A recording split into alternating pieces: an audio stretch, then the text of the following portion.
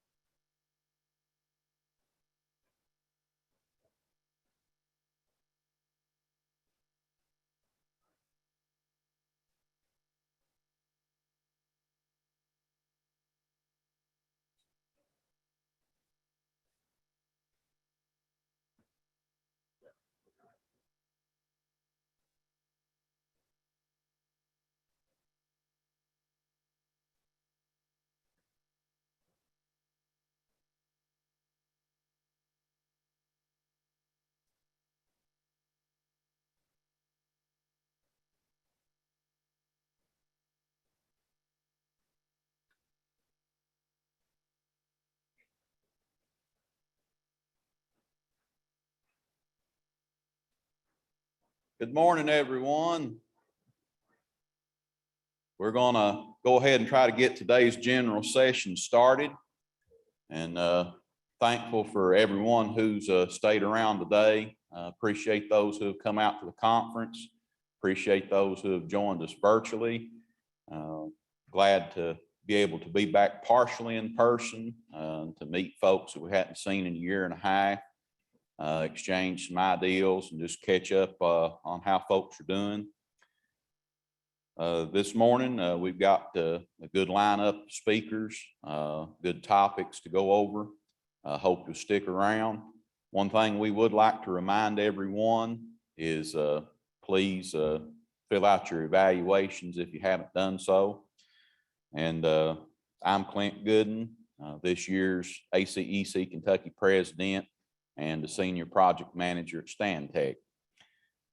This is an event that gives us an opportunity to work together to better the transportation system here in Kentucky. I can remember when I was just an EIT, 1996, there was about 200 of us gathered out at the JR's executive down in Owensboro for a 2-day partnering conference. And that was kindly the predecessor to this. It wasn't as sophisticated or laid out the same. We just basically got in a big room for 2 days and folks talked about what we were doing right and what we were doing wrong and what we could do better. And we've progressed since then to what we have today. And so we appreciate being able to still yet, as the industry, gather together with our partner, KYTC, and seek out the same vision, and that's for a safe, efficient transportation system for the Commonwealth of Kentucky. This morning, our first speaker is Mike Vaughn. Mike is Transportation Engineer Specialist for KYTC within the Division of Traffic Operations at Central Office. In his current role, Mr. Vaughn is one of 3 engineers who administers KYTC's Highway Safety Improvement Program, better known, I think, to us as HSIP. He is also one of KYTC's representatives on the AASHTO Committee on Safety. Mr. Vaughn has worked with the HSIP since April 2014. He lives in Frankfort with his wife, Emily, and 2 boys, Mason and Aaron.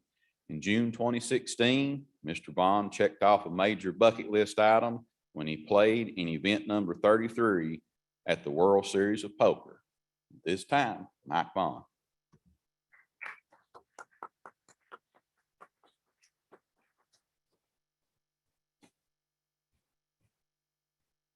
I think I'm going to have to take the poker thing off my bio because nobody will play poker with me now. So what are we going to do? If you guys could get my PowerPoint rolling, I'd appreciate it. I was real proud of, getting able to go play and lose $1,500 when it happened. But now I realize that pride needs to be checked. So let's see, where's the advancer?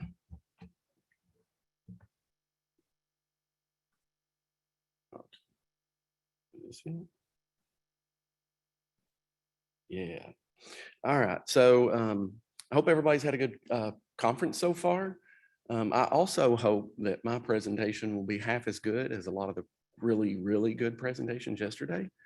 The first thing I want to do is introduce you to our Central Office HSIP team. There's currently 4 of us. We are kind of seeking to backfill a spot. But first up, we got Mr. David Derman. He's been with us since August of 2014. Next is Deanna Mills. She's been on the team since March 2019. Our newest member is Rachel Cash. She joined us just a couple of months ago in July. And then, of course, there's me. I'm the old guy of the group. I've, as you heard in the bio, been here since April of 2014.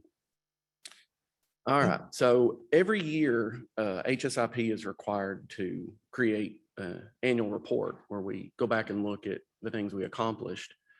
And here's just a little summary of some of the things that came out of the report we just wrapped up. From the period July 1st of last year till June 30th this year, we advanced 12 projects to right-of-way and utility phase. A lot of y'all know we tend to try to avoid those impacts, but a much bigger number, 72 projects were delivered to the construction phase, totaling just over $65.5 million, which is a pretty good year for us. Now, 4 people in Central Office can't do all that by ourselves. We're pretty good, but we're not that good. Took a lot of help from a lot of really good partners. First up, we've got our Federal Highways partners. They're really great folks in our division office. We get a lot of leadership and vision from the folks in DC in the Office of Safety. And then, of course, a lot of innovative ideas from our partners at the FHWA Resource Center. And speaking of innovation, We have a lot of really good partners kind of in the research and technical assistance community. HSIP has ongoing work with all three of our bigger universities in the state: Louisville, University of Kentucky, and Western Kentucky. And a variety of things are constantly being researched and investigated. And quite frankly, they do a lot of the heavy lifting of some of our more advanced technical work. We've also got 10 engineering firms that we've partnered with. We're currently on active projects. We've got 79 different projects with 10 different firms with some level of task on these projects. And these partners do all kinds of work for us. But in a nutshell, they extensively analyze all sorts of data: crash data, roadway data, traffic volumes. They investigate and diagnose safety challenges, and then they look for safety improvement opportunities or solutions to those challenges. And then, of course, as we meet with our other teammates in KYTC on the project team, we choose which solutions we think are going to best fit that project, and then these firms help us develop those plan and proposal documents to get us to construction letting.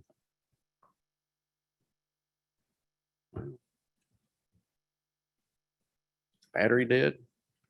There we go. All right, but last and certainly not least is all the lots and lots of folks within KYTC that help us deliver our program. Our district staff, they know their corner of the state better than anyone. And so they provide an immense value to our project teams. And then our central office staff, they perform all kinds of different functions that support us and help advance the program of projects forward. And so it's really a lot of people that are involved in making all this that we do so successful. All right, so let's jump in and talk a little more about the HSIP. It's one of 5 federal aid core programs. Our goal of the HSIP is to prevent fatalities and serious injuries. Our funding can be applied to all public roads, whether they're state-owned or locally owned. We are required to be data-driven. That's in the Code of Federal Regulations. It's a very important part of what we do. Of course, our engineering judgment and local knowledge are important too. The last big ticket item is that we've got to be consistent with our strategic highway safety plan. Here's the cover sheet of our current plan. I encourage you guys, if you've not browsed it, to get on the Office of Highway Safety's website. There's a link on there, and there's a lot of really good emphasis areas and strategies and information about the safety performance of our state, and what we need to focus on. Some other documents that are probably not as well known is our HSIP investment plan and our HSIP implementation plan. Both of these documents detail all the various initiatives and project types that we seek out. They also show how we go about splitting up the funding and developing our funding targets, which they're targets. We don't hit the number perfectly on the nail on the head kind of thing, but they're a good idea of what we're shooting for. And speaking of goals, these documents don't tell us what our goals are. They just reflect what our goals are. And so it's not that we write these documents and stick to them like the Bible. They're constantly evolving and growing and changing. Speaking of funding splits, in general, all of our initiatives fall under one of 3 categories: either roadway departure, intersections, or what we call other. And as we look at these areas, we think about different strategies and improvement options and initiatives that would fall under these categories. And, as we debate internally of where we should look to invest, we brainstorm what those investment totals should be. And once we've developed a suite of initiatives within these categories, then we use these, our fatal percentages, to help us divide up things. And we then further look at it at the district level. So for example, in the roadway departure category, if we were to have a district that just had 50% of our roadway departure fatalities, well, we would want to earmark 50% of our funding to that particular district. It's generally fairly even across the board, but there are a few districts that stick out in certain initiative areas. And so to try to help put our investments into those safety opportunities in those areas, we look at where those severe crashes are percentage wise and try to split funding that way. And again, it's targets. It's sometimes hard to hit things perfectly each year, but that's our goals. All right, speaking of initiatives and the fact that I mentioned our investment plan and implementation plan, they're living documents. We change them ever so often. The implementation plan usually gets updated every year, investment plan every few years. But we've got a few new initiatives that I'd like to talk to you all about. The first one is our district-wide roadway departure studies. Those of you that know me pretty well, I'm always asking why. So I like to start with why. But the reason why we've went down this initiative is we are beginning to realize that, the safety challenges in each of our districts, they vary. They're not the same. The geography of our state's not the same. The way the roads kind of lie on that geography is not the same. So odds are that our roadway departure risk factors will slightly vary from one district to the other. A lot of districts will be similar, but not always. And so by studying things district by district, it gives us an opportunity to look for ways to diversify our investments and not try to make a one size fits all. Of course, this also gives us an opportunity to explore new analysis methods and techniques for identifying projects. We'll always be relying on some of our traditional methods like network screening, but we're also using this opportunity to explore some newer methods like the systemic approach. Talking about network screening, I want to make sure everybody understands this because I think sometimes there's confusion about what network screening tells us and what it doesn't. Network screening basically tells us where to look or where to investigate. It's where we have our safety challenges. It does not capture what those safety challenges are, though, other than excessive crashes. It doesn't tell us always exactly what type of crashes are those underlying risk factors. Again, it just tells us, hey, you should go and investigate this spot. And so therefore, it doesn't tell us what those safety improvement opportunities are either. That's up to us to diagnose that data and dig into those project details. And of course, if it doesn't tell us those improvement options, well, then it doesn't really tell us what the appropriate amount of investment is or how much things are going to cost us. So with these studies, this is giving us an opportunity to take that network screening data and other roadway and traffic volume and crash data and look at both need and solution. In a way, you can think of network screening as identifying need. Let's take it just another step forward and start matching up some of those solutions at a high planning level, but kind of an intermediate step between we've got all these network screening results and what's the areas we need to focus on in that district for roadway departure. All right, one of the things we're hoping that this effort will allow us to do is cut across silos. So we want to consider what projects are going on in the resurfacing area so that as we identify those improvement opportunities, we're a little better geared toward marrying up a safety project with one of our resurfacing projects. We've gotten a little bit better at it over the years. It was sometimes a struggle early on, but I think there's still room for improvement. And so that's one of the things we're hoping to do.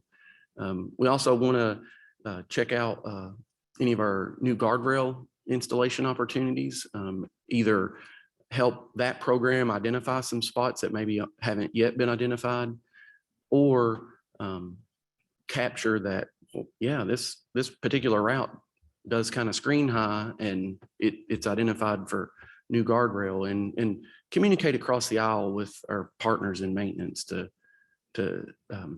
get a feel for how we might be able to help them and move that program along.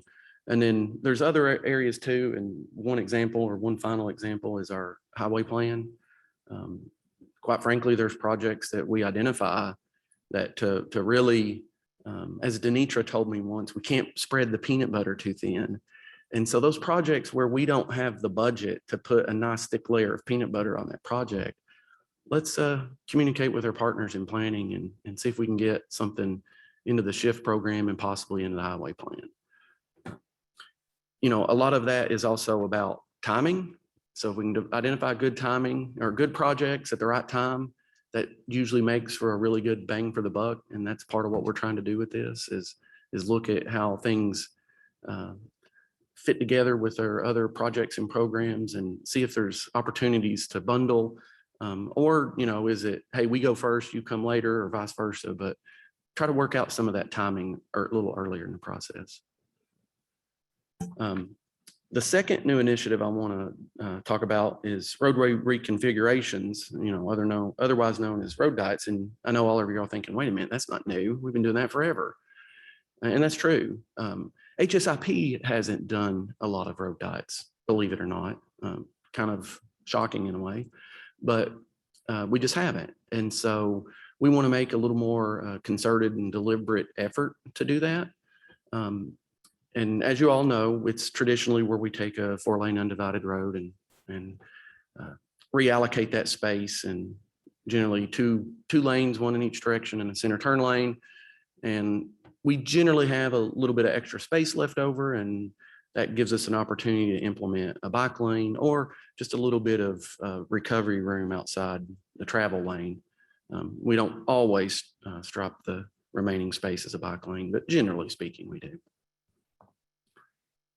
So as I said, I like to start with why. So why? Well, there's a lot of really good safety benefits with road diets. First is traffic calming. And from that traffic calming and the fact that there's less lanes to cross or less, or I shouldn't say less traffic to deal with, because a lot of times the traffic volume doesn't change, but it's organized in a better manner. So it improves the mobility of all users, even our vehicular users, but especially our more vulnerable users like pedestrians and cyclists. Roadway reconfigurations, there have been a lot of before and after studies, and they show that we can achieve up to a 47% decrease in total crashes, not in necessarily any specific crash type, but all across the board.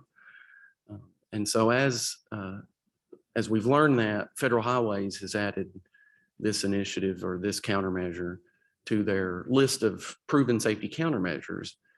And so the last time we kind of updated our investment plan, we've tried to focus on ways where we could implement more of those proven safety countermeasures. So this one, again, we're looking to cut across silos and in a lot of ways piggyback other people's money as much as we can. So our goal, like I said, is to be a little more deliberate and a more concerted effort, but identify locations that are 4-lane undivided roadways that, you know, obviously there's an opportunity there, investigate that, see if it's feasible. If it is, develop the striping plan, put it on the shelf. And you think, well, why do that? Well, take advantage of other people's funding. Once that road eventually comes up for resurfacing, we're ready to kick things into action. The district can do any public engagement they feel is necessary. And then as they develop, well, they would perform that as they develop the resurfacing project, which usually doesn't take too long, a few months. But as that project's being developed, take that striping plan, dust it off, and hand that over to the folks developing that proposal for the resurfacing project. And it's just an easy to slide it in. Funding wise, it's really not going to cost the Division of Maintenance any additional funding. The striping costs are going to be very similar as if they were to stripe it back the way it exists today. And so we feel like that'll be a really good way to partner with our other areas and implement a really good safety solution. All right, so let's talk a little about some of our more senior initiatives. First up is roadway departure corridors. This is a very major initiative for the HSIP. I say that because Our funding target it's the largest initiative funding target we do, anywhere from 21 to 25 million a year. We've had some years that's been even bigger than that, and some a little less, but that's kind of our target range. We do focus on roadway departure crashes, and the facility type where we see the biggest challenge in this area is our rural 2-lane 50-mile-per-hour posted speed limit routes. Of course, I mentioned about our district-wide studies. We're kind of challenging that assumption that it's always these routes that, like I said, some districts it may be a little different. But statewide, that's what we found is these particular facility types. So we have made it to the construction phase on 61 of these corridors. Just over 416 miles of roadway either has been improved or is currently under construction. We have 13 corridors that have 3 or more years of after data.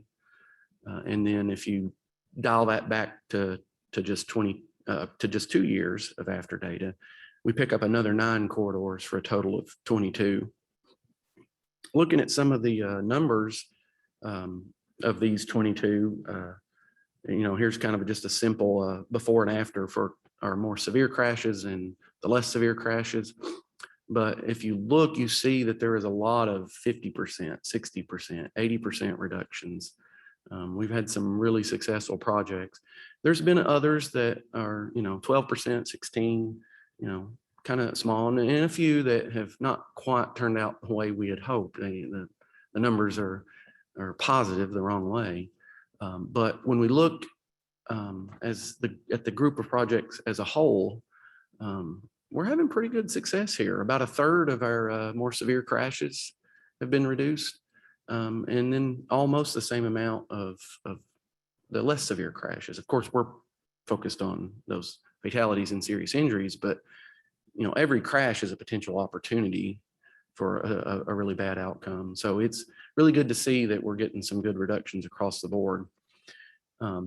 There's data out there that suggests the average cost of crashes and the different crash severities, and we roll that all up into an average benefit savings per year and then project that savings out over just a 5-year period. And this is kind of a naive, it's not statistically rigorous, but we're estimating about a 3-to-1 return on investment. That's a really good return. I'd love to sock my money away in something in 5 years' time, triple it, or in 10 years' time, well over 6 times as much. So we're happy to see these results, and we're hoping that we can continue. Moving on into the R-Cut category, if any of y'all went into the project highlights breakout sessions yesterday, there was a lot of talk about R-Cuts, and we did learn that an R-Cut is not a cut of meat. But this is our second R-Cut, and I just wanted to talk a little about it. Most R-Cuts you're going to deploy on divided highways, and a lot of the divided highways in Kentucky are 4-lane, and of course we're a pretty rural state, and this one checks those boxes. I like to bring this one up because we had tried a lot of different safety solutions at this intersection, and not always had quite the change in performance we wanted. It started as a side street stop controlled intersection, like a lot of intersections on these 4-lane divided highways are. In March of 2012, we installed a flashing beacon that eventually got upgraded to a traffic signal. Later, the R-Cut was constructed, and then we removed the traffic signal. We didn't do it the other way around. I need to change the slide probably. But here's a look at some of the different crash performance over the years. As you can see, before we deployed the beacon, we were seeing about 4 crashes per year, and nearly 3 of those involved injury. Had minimal change when we added the flashing beacon, still around 4 crashes per year and almost 3 injuries. The signal, actually crashes went up a little. We did see a decent reduction in injury crashes, so that was, kind of proud of that a little bit, but at the same time, we're like, yeah, but still almost 2 people a year are getting hurt. We can do more. And so, like I said, we constructed the R cut, removed the signal, and have seen phenomenal performance. In the 3-year period, we've had 5 crashes, only 1 was injury. So to be averaging a third of an injury per year it's really good performance. We're really proud of this particular project. Here's an aerial view of the R cut. It's like I said, it's the second one we've constructed in the state. And then here is kind of a bird's eye view, a little closer of the main intersection there. You can see the big splitter island that helps channelize traffic and prevent the side street from being able to turn left out or go through across. Everybody has to turn right and go use a U-turn. And then that reorganization of those traffic movements is, if you remember from many of yesterday's, that reduces the number of conflict points, but it also reduces driver workload because you only have to interact with one direction of main line at a time. Here's a summary of the first 4 R cuts in Kentucky. And if we focus in on just the after data here, you can see that all 4 of these R cuts are having very similar performance, around 2 crashes per year, and less than 1 injury crash per year. Some of them have had really significant reductions. The one in Laurel County that only shows 46% on the injury reduction. Well, there was only 1 injury crash before. It's just that particular injury crash was a triple fatality. So it was a pretty horrific, unfortunate outcome of that particular crash. But so far we've had some really good success. A lot of the injuries at these R cuts that they have experienced are fairly minor injury too. So we've really excited about the performance we're getting out of our R cuts. So as you guys look for strategies on your own projects, remember the R cut, and remember it's not a cut of meat. It's a really successful intersection type. All right, so I'm going to finish up talking about our HSIP funding and local roads. Traditionally, we've had 2 mechanisms to address local road safety in our program: the safety circuit rider and our network screening process. For those of you not familiar with the safety circuit rider program, it's been an active program since 2005. We identify 5 to 6 counties each year, and each of those focus county receives training aimed at informing them about low-cost safety improvements, but also how routine maintenance to our highways can play a major role in highway safety. After the training, the safety circuit rider and the local agency staff, they complete a road safety audit for 2 of the roads within that county. And a lot of times they do identify a lot of signing needs. A lot of these rural roads don't have appropriate signing according to the MUTCD. And so HSIP provides up to $5,000 to that county so that they can purchase the sign material, and then generally those road crews install the signs themselves. Occasionally, locally owned roadways are identified through our network screening process. The Division of Planning's HIS database, any road that is a minor collector or higher, they do have roadway and traffic volume data. And our crash data in the states is really well. We know the location of all crashes, pretty high accuracy. And so for those local roads that are minor collectors and higher, we actually roll those in with all of our state routes in the network screening process. And it hasn't happened a lot, but ever so often, a few intersection projects or a couple of high friction projects will float to the top of that network screening and sort of make the cutoff, if you will, for becoming an HSIP project. A couple of examples, in Lexington, we've had several intersections on Manamore Boulevard that have screened relatively high that we've done projects at.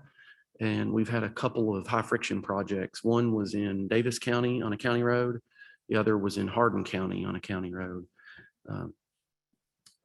Some expanded efforts that we've recently been doing the last couple of years has been our Vision Zero Louisville effort, more recent, our Fayette County Road Safety Plan effort, and then kind of the plans that come out of the local road safeties are a little smaller, but we're trying to get a little more deliberate about looking at some road safety plans at the county level. I'll talk a little about Vision Zero. This was a partnership between KYTC and Louisville Metro.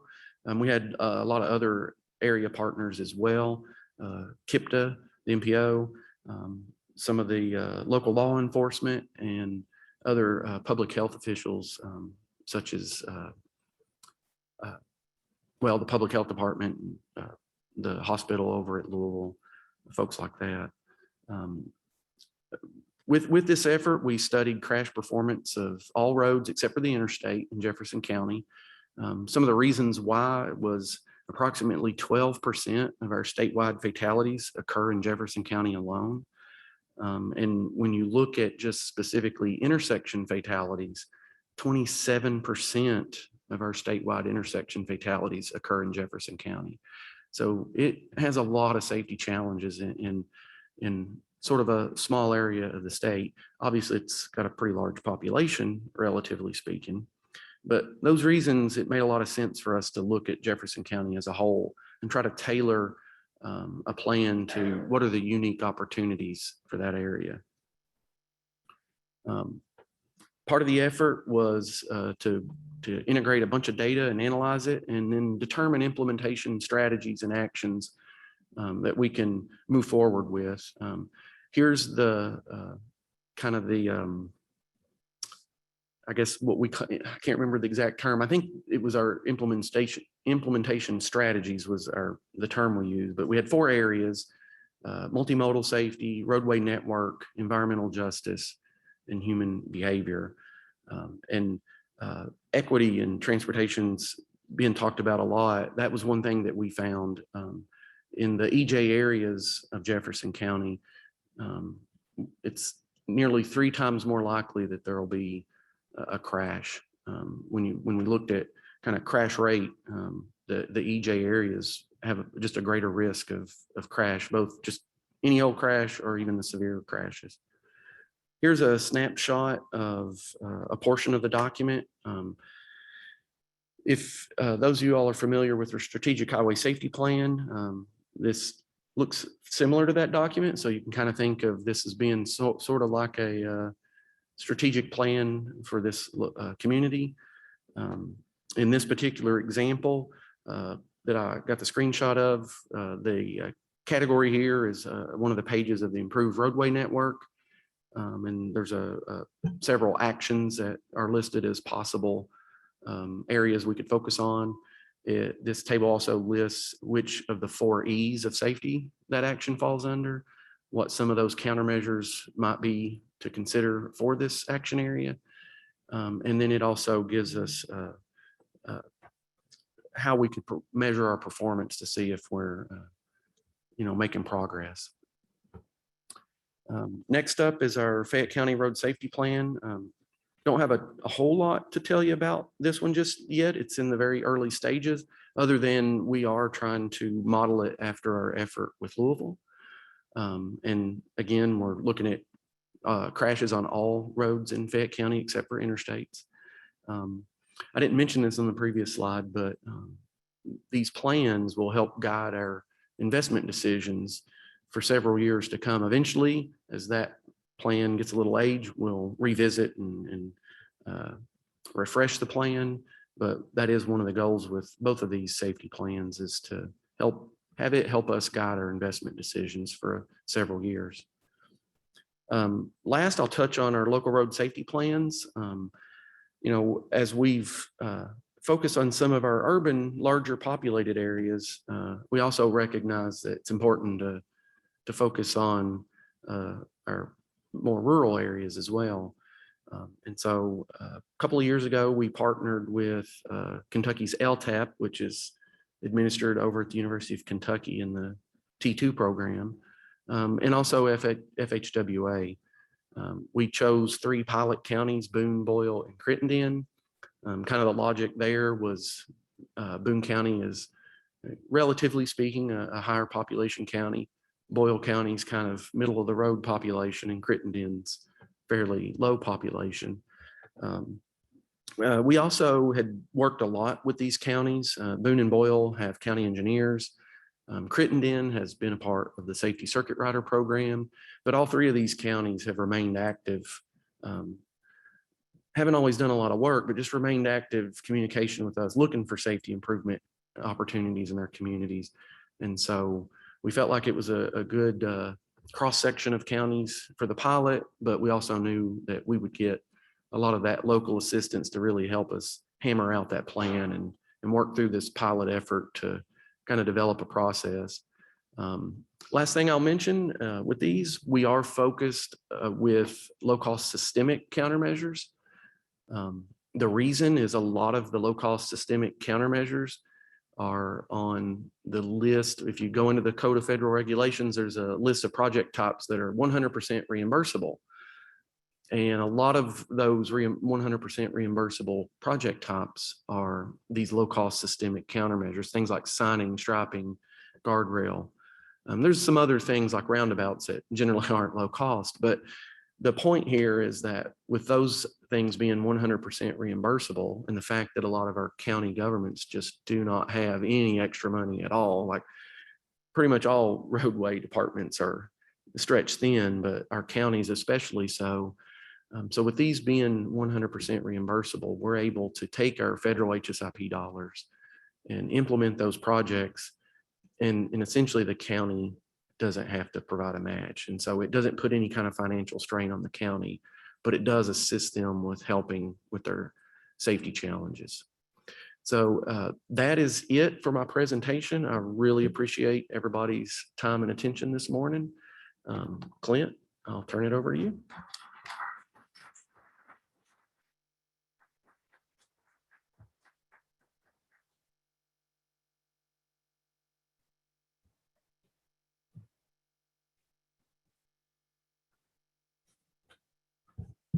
Thank you, Mike. And the US 25E R cut, I can personally attest to it. It is a huge improvement over the traffic signal that was there. Travel that way 5 or 6 times a month, and out in the middle of a rural area, that's a big improvement. So we appreciate these projects, but those that personally impact us, we naturally appreciate them more. And so appreciate the work that Mike and all the folks involved with him are doing. Next, we're going to be talking about the safe systems approach. And speaking will be Jason Siwula, Assistant State Highway Engineer. Jason started with KYTC in 2000 on the KYTC Civil Engineering Scholarship. I started about 9 years before you, Jason. So a lot of us come up through the scholarship program that work in this today. Starting full-time in 2005, he spent 5 years in KYTC's Lexington district, moving to central office in 2011, assisting with the administration of the HSIP, and then joined State Highway Engineer's Office in 2014 as KYTC's Innovation Engineer, providing leadership and oversight to the Cabinet's research, innovation, and performance management programs. Jason currently serves as Assistant State Highway Engineer at KYTC, where he leads the Cabinet's innovation program and works with partners across the 4 E's of traffic safety: education, emergency medical services, enforcement, and engineering to prevent serious injuries and deaths on the public roadways of the Commonwealth. This time, Jason.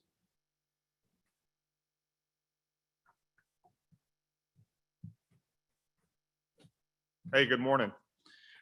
I'm really excited to be here this morning, even though it might not sound like it.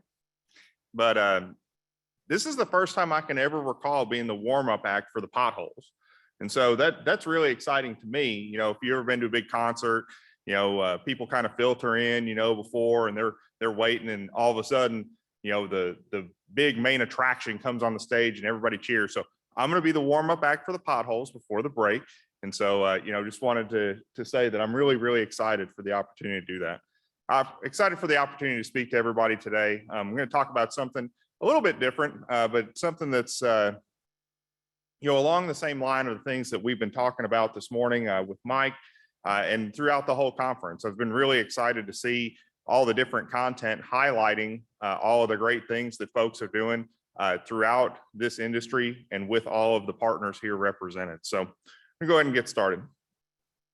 First thing I want to say is I know that this is a hybrid conference, so I'll just ask you, if you're not here in the room, please don't participate and drive. We're here to talk about highway safety and want to make sure that if you're out there in virtual land, that you're not making the choice to watch this and drive at the same time, or listen to it and drive at the same time. It'll be recorded, it'll be available. And even if it weren't, you can come and talk to me about it. I'd be happy to talk to you sometime when you weren't driving. So I'm going to talk about a few different things today. To talk about why we might look at a safe system approach. What is a safe system approach anyway? What's different about the safe system approach than the way that things may have been traditionally looked at? And then, you guys know me well enough to know that I'm not here just to speak. I'm here because I want to work with you on something. So we're gonna talk a little bit about a call to action.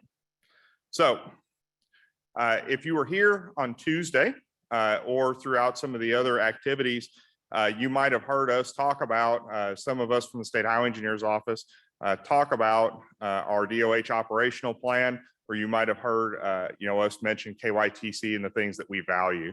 And so I don't want to linger on this too awful long, but I do want to say that here at KYTC, we value safety first. We value delivering results. We value each team member and partner. Okay, and that's why activities like this are so important. Mike had a slide up there with seemed like about half a bazillion names on it of divisions and companies and people who work just like everyone here to help prevent serious injuries and deaths and to help us deliver transportation throughout this Commonwealth. We value the golden rule. We value diversity and inclusion. Some of the things that we have related to that too are that we have goals for our new operational plan for the Department of Highways: promote safety in all decision-making, strengthen stakeholder and customer relationships, deliver economic opportunities and quality of life. That should sound very familiar to you. Optimize performance through people and innovation, and nurture a culture of diversity and inclusion. These things are all very important to us. In my presentation today, talking about alignment, I'm going to speak primarily about our value of safety first and promoting safety in all decision making, but we will touch on some of the others as well. Excuse me. So when I talk about safety, I like to kind of tell everybody where we are right now. Okay, so these are statistics that were reported as of yesterday morning. And the first one that I'll touch on is 524 deaths related to traffic crashes. These are preliminary statistics, obviously, but when you heard Mike talking about all the projects that have been done and our evaluations on those projects and how positive they've been, that's a great story, right? And those are extraordinary results and the things that we've done that have really helped people. Clint mentioned that personal connection. I talk about safety on a statewide basis, or in some cases on a national basis. Clint said that means a lot to that community. And when we talk about safety, safety is ultimately about community. Safety is something that matters not only at a statewide level or a national level, it matters at a regional level. It matters in a community. It matters at a county level, a city, and ultimately to every household. And so that 524, that's not just a number. When we want to look at some of these other things, and these aren't things that I talk about in the engineering community as much, but I do want to make mention that as of yesterday, 229 of those deaths were people that were in vehicles that were not properly restrained or were completely unrestrained. Okay, so 229. That's talking about wearing your seatbelt. Now, I've had conversations with a lot of people about seatbelts. I don't ask you to wear your seatbelt because it's the law. I tell you to do it because it's a good idea. And I really hope that those are decisions that you make. We're going to talk a little bit later about the difference between a choice and a mistake. Look at this bottom left here quickly, and that's alcohol fatalities. Now, impaired driving is a serious problem in this country, and it's also a serious problem in Kentucky. Now, we don't have a lot of great statistical data on other types of impaired driving. So what other types of impaired driving are there? Drugs, right? So does that only mean illicit drugs, or can that also mean prescription drugs? So when we look at impaired driving, a lot of times the statistics don't tell the whole story, similar to how the distracted driving statistics don't tell the whole story. And so these are things that are obviously behavioral challenges, but affect what's going on in our communities, on our roadways, and ultimately across our entire Commonwealth. So talk a little bit, I actually presented to a different group yesterday on behalf of the Governor's Highway Safety Association. And this was a slide that was in that deck that I wanted to share with everyone here. So when you look at what happened last year during the pandemic across the United States, a lot of people thought at the beginning of the pandemic, well, if people are driving less, what result will that have on highway safety? And so what did people think? A lot of people think at the beginning of the pandemic about what the effect of the pandemic was going to be on highway safety. Anybody? Less driving means what? That's right, less fatalities. That's not what happened, unfortunately. And as you look, that wasn't only true here in Kentucky. Kentucky's trend mirrored very closely the national trend. It says here 7.2% increase in vehicle fatalities, or in crash fatalities rather in 2020. That number was 7.7% in Kentucky. And it wasn't just in one area. It was all over the place. It was a lot of different things. It was behavioral things. It was non-behavioral things. One of the things that I can tell you though, is that last year during the pandemic, the system didn't regress, right? The roads didn't change that much. It's not, a lot of the effects that we saw were as a result of behavior. And, it's interesting, we talk about different pandemic behaviors. I will say that one of the behaviors I noticed hasn't changed during the pandemic is that people don't like to sit near the front as much. So, you always have people like Clint and Russ that sit here in the front, but there's a lot of people that still really like to sit toward the back, especially because they think that I don't see them leaving as I'm coming up to the stage here to speak. So, but, hey, I can't blame people. Listen, like I said, I understand that I'm the warm-up act here. So again, why take a safe system approach? Because 524 is not a number. 524, those are people. Those are people in your communities. Those are people across our state. Those are people that have families, friends. And ultimately, when we talk about safety, we talk about a lot of statistics because this is a big challenge and people don't have the capacity to deal with it on a personal one-on-one basis every time. We got to talk about numbers so that we can talk about where we are and where we're trying to go. But at the end of the day, safety is not about numbers. It's about people. It's not about, reducing the number on the piece of paper. It's about preventing that next crash. So what is the safe systems approach? And I'm going to spend some time here talking about these things, okay? So in the center, around the safe system approach circle, you're gonna see 5 different areas, okay? Safe road users, safe vehicles, safe speeds, safe roads, and post-crash care, okay? Now, these are basically the 5 pillars of the safe system approach. And if you want to think about it this way, the safe system approach is something that's been used in other types of industries and things. I think this is one that actually was kind of borrowed from our friends at Public Health. And as we talk about highway safety partners and partnerships, you notice me talking about discussing with public health officials more and more often.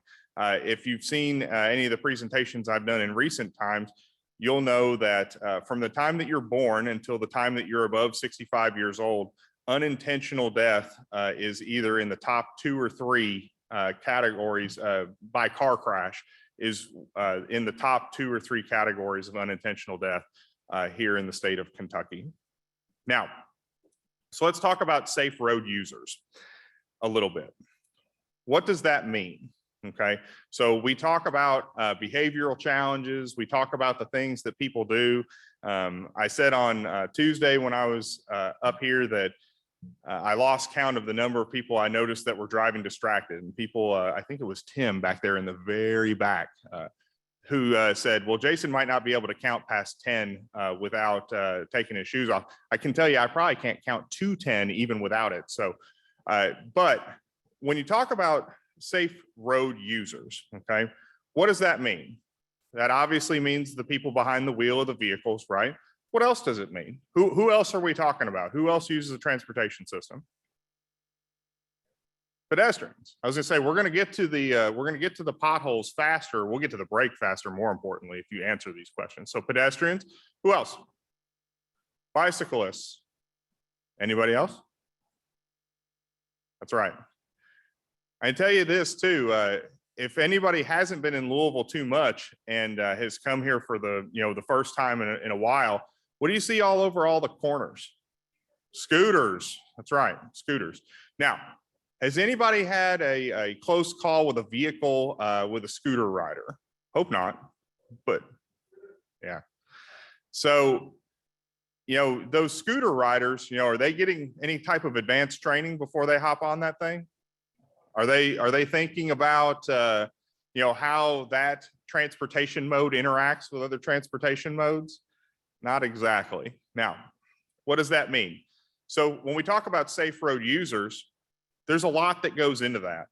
But we talk about things like education, and that's everything from driver's education and GDL at the beginning of your driving career to things that we do to inform drivers throughout their driving career, right? Mike talked about that new fancy steak that he was talking about. Oh wait, no, not a cut of meat. You said, sorry, I got to get confused. So he was talking about an R cut. If you've never seen one before, what does that look like the first few times that you go through it? We've had a lot of people ask us about, how do we better educate people about roundabouts, or how do we better educate people about flashing yellow arrow, or any of the types of traffic safety innovations that are out there? What does that look like? We have a role to play there too. And that's going to be something that we talk about. One of the things on the outside of the circle there, it says responsibility is shared. Now, I want to explain that in a later slide, but we're all going to work together. I don't think anybody lives at the Galt House. So at the end of the conference today, you're going to leave, and most of you are going to drive somewhere, or you're going to ride somewhere in a car. Now, when you do that, what decisions are you going to make? How are you going to interact with the transportation system with the other drivers? Responsibility is shared. Let's talk about safe vehicles.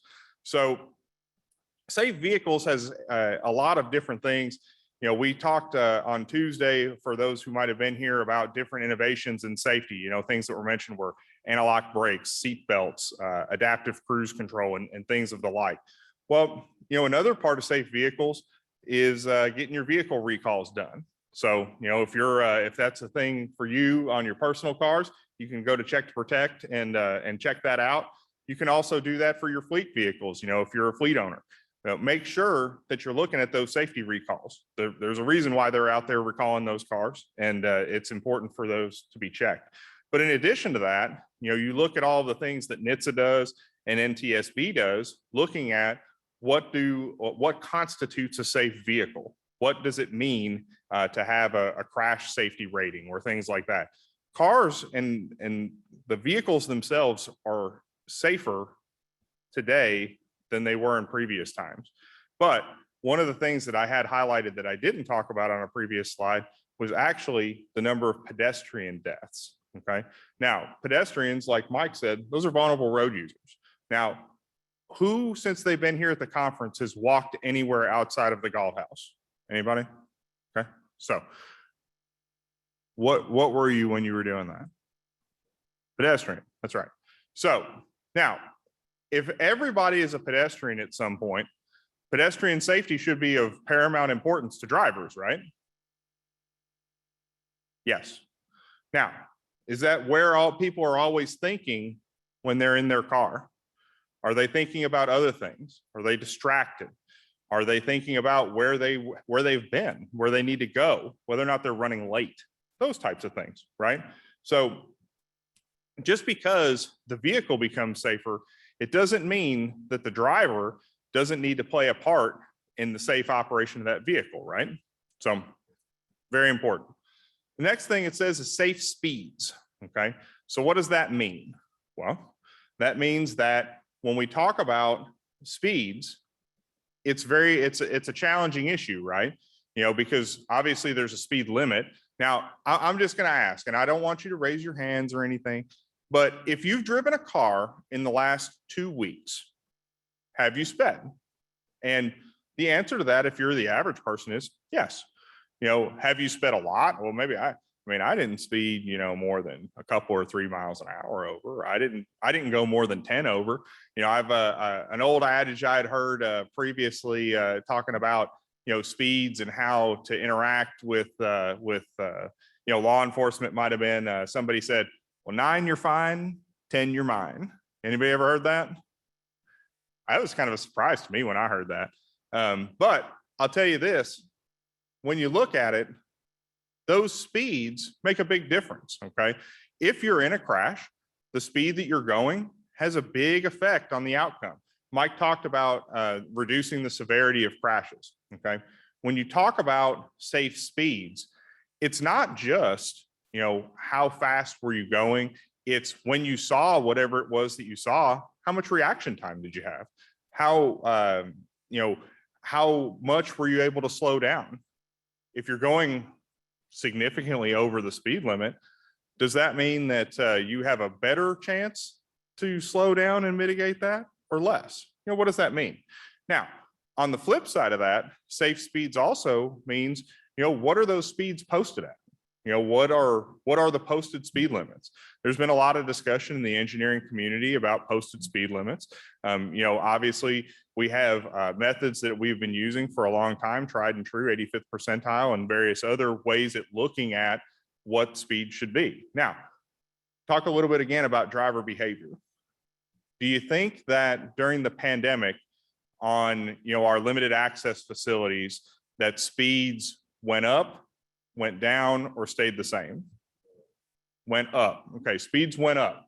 Who's read an article sometime in the last 30 days or maybe the last couple months about a triple digit speeder? What is a triple digit speeder? That's somebody that's hitting over the triple digits on their speedometer. Okay, now the incidence of this all over the country is way up. Okay, and I'll tell you this, speaking to people right here in this community in Louisville, if you go out there and you sit on the side of the road and do a speed study out on the interstate somewhere, 55-mile-an-hour section, you won't have to wait long before somebody goes by you at over 100. Now, what does that mean? That's obviously a challenge. Now, we're going to talk about another one of these tenets, which is that humans make mistakes. Okay, anybody in here ever made a mistake? I have, lots of times.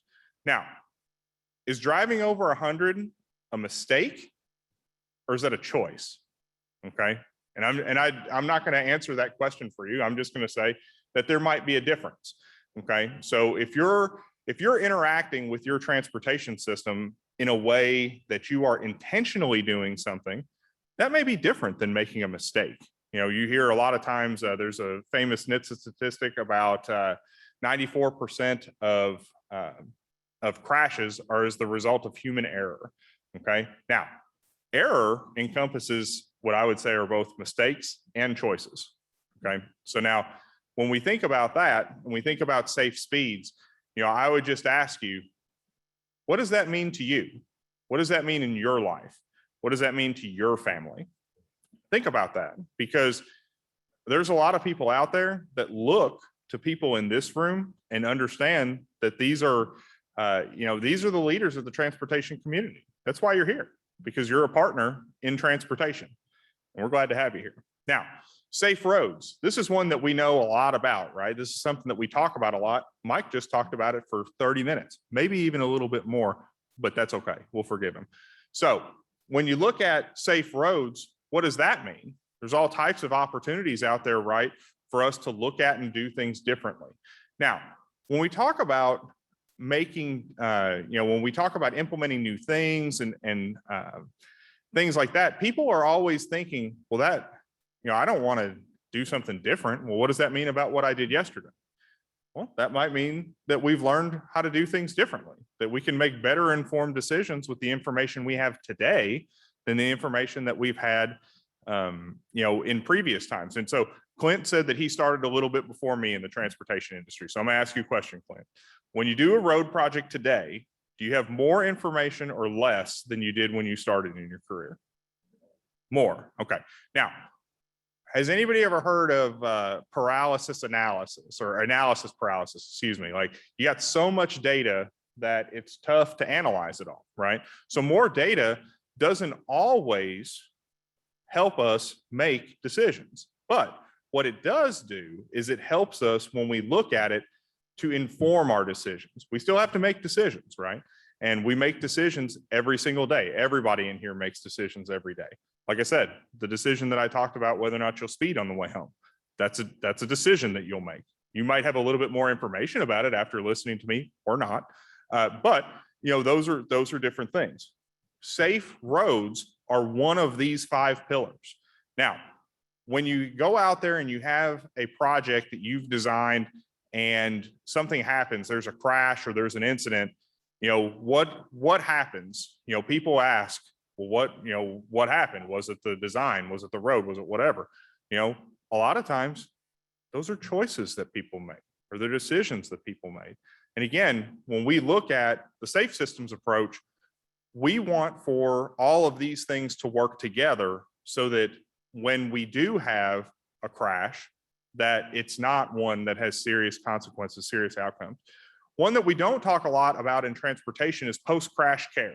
Now, I've had a lot of people, because I've talked about this amongst highway safety partners and things, and I've talked about, what if we were talking about ways to prevent fatalities in certain parts of the state or the nation, and the best thing to do would be to support local hospitals or to support rural EMS services. Now, that's one of these 5 things, right? But when you think about it from the standpoint of your project, do you coordinate with your local emergency responders? Do you talk to your hospitals? Do you talk to your ambulance services, your EMS providers? That's important. They have information out there about those crashes that you're not going to read in a crash report. So I just want you to know that there are people out there whose work, is affected by the decisions that we're able to make, but also that can help us better inform what it is that we look at and what we do. One of the things it says on the outside is that safety is proactive. Okay, so you heard Mike talk a little bit about systemic countermeasures. What does that mean? That means that maybe there hasn't been a crash in this location, but it's similar to places where we have seen crashes before. It may have certain characteristics that might lend itself to being a future high crash site. When we talk about safety being proactive, each one of you in this room has the opportunity to look at how to prevent that next crash. Like I said, we can't change what happened yesterday. Okay, we can't change what happened last year. But the reason why everybody's sitting in this room, besides maybe when my boss told me I had to come or whatever, is because we have an opportunity to change what happens tomorrow and next year and the next decade. This is an important time and a very exciting time to be working in transportation. There's a lot of opportunities out there to help people. And I know a lot of you in this room, and I know that that's why you do the work that you do. And that's why we're here, right? Is to talk about what are those opportunities we have to help people. Now, I want to talk about the thing on the circle on the outside here that's on the very top, okay? And what it says is death and serious injury is unacceptable. Now, if you think about this from the standpoint of zero-based messaging, and I get a lot of people when I talk about, our goal being 0 serious injuries, 0 deaths on the system. And a lot of people give me a really hard time about that. They say, well, that's stupid. You can't get to 0. Well, not with thinking like that. When we talk about death and serious injury being unacceptable, a lot of people want to make that into this big thing, right? They want to think about it on a statewide basis. They want to think about it, the whole country or the whole world. Well, when you drill it down, I talked about safety being local, and I appreciate Clint's comments earlier again about the ARCA. When you talk about safety being local, how many deaths or serious injuries is it acceptable to have in your community, in your workplace, in your family? And everybody, to a person, would answer that question as 0. And so when we talk about that, as far as the safe system approach is concerned, it's not that we're talking about it everywhere all the time. We're talking about it one trip at a time, and eventually every trip, every time. So now when I talk about shared responsibility, again, what does that mean? Because that's kind of confusing. And this is a graphic that you may have seen before, but I kind of like the way that it describes it. Okay. So, and for, engineering and technical people, I could have, gone to the materials lab and gotten some sieves and explained, exactly how some of this works that way too.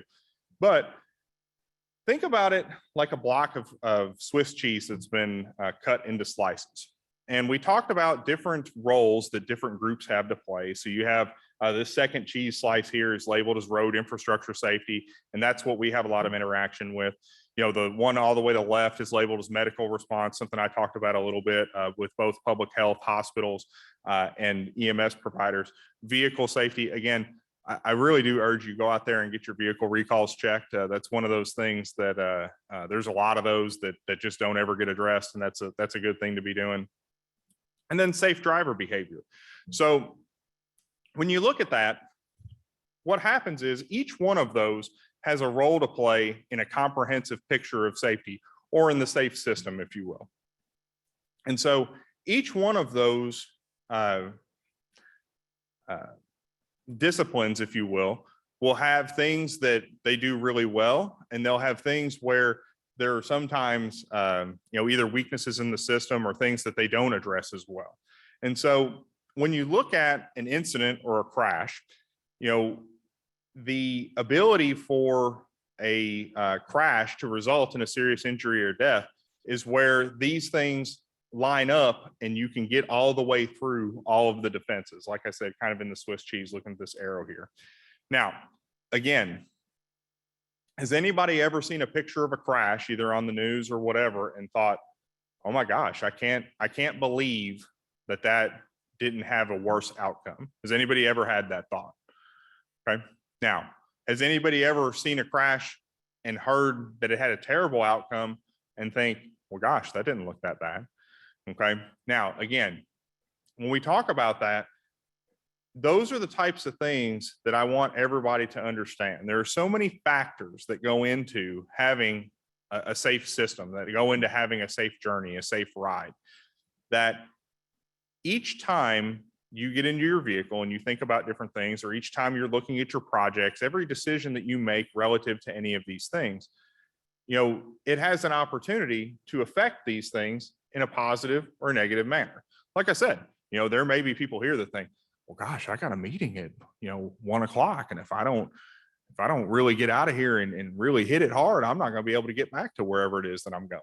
Well, I tell you that being late's not the end of the world, and at the end of the day, the people that are on the other end would rather have you there safely and in one piece than to hear from someone, hey, they're not going to make it here. They were in a crash on the way. So I want to close up quickly by telling you that this isn't a total departure from the way that we've looked at doing safety in the past. It's an evolution of the concept. It's how we learn and grow. We have different information, and so we can use it to help inform our decision making. So do we still want to prevent crashes? Absolutely. But we want to focus that effort on preventing crashes with serious outcomes. Mike mentioned that. Improving human behavior? Absolutely. That's really important. NTSB had a report a few years back that said, significant gains in highway safety are not going to be made without addressing the major challenge that is speeding on our system. Okay. And that's true. But what does that mean from the standpoint of what we can do? We can help design for the limitation of the human and mistakes that they might make. Now, again, there's a difference, at least in my opinion, about, driving 100 miles an hour or, looking over your shoulder and drifting over into the other lane. Those two things might be a little bit different. Control speeding, obviously, speeding is still very important. Reduce system kinetic energy. What can you do that when a crash occurs, that there's not as much energy in that crash to be dissipated? Individuals are responsible. The traditional approach, there is still individual responsibility. Your choices matter. The decisions that you make matter. Not only to me, they matter to you, they matter to your family, they matter to your community. You matter, your choices matter. Shared responsibility, though. We all need to be in this together. Now, traditional approach, you might look at, hey, there's a lot of crashes here.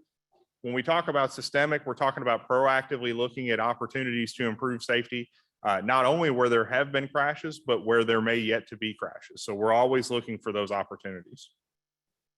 So how can you help? I want for each of you, again, to remember, and if you were here last year, this is something that I talked about at last year's partnering conference, but I firmly believe this. If you get informed about highway safety, and that's what you've spent time with Mike and hopefully me doing this morning, and you get involved in improving safety, that could be through your projects, that could be through your community, that could be from just talking to somebody that that isn't, that has some of these behaviors that we talked about that lead to serious outcomes. Get intentional about safety and get intentional about the example that you set. Really passionate about that. It's really easy to say, oh, well, this one time I'm going to do X or I'm going to do Y. And yeah, people do that. They make mistakes. But remember, what you do could give other people the courage that they need to help them do what they need to do to keep them safe. So please, again, get informed. There's lots of great resources out there. Get involved and gosh, get intentional about improving safety. We want to talk about this in 5 years, in 10 years, of how we have significantly come together and seen these fantastic results, not only in individual areas, but across our entire Commonwealth, across this whole country. It's really, really important that we think about what it is that we can do to help, and that's professionally, personally. I just ask you, be intentional about your actions. Thank you so much.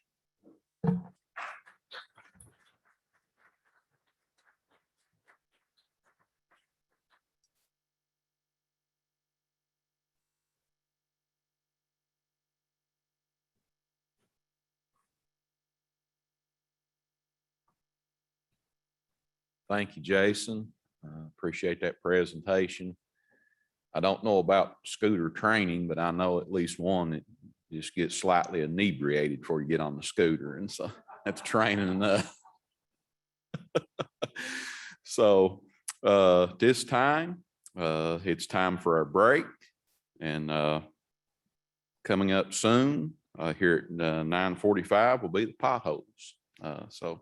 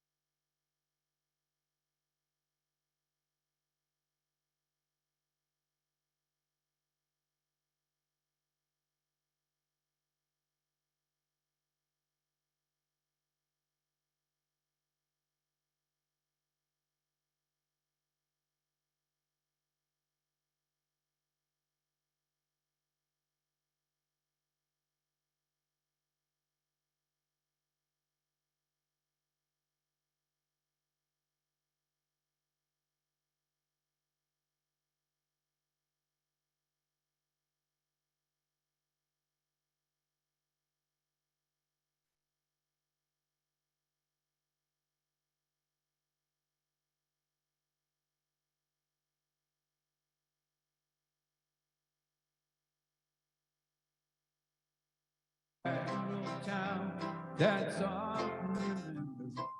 So many times my memories are warm.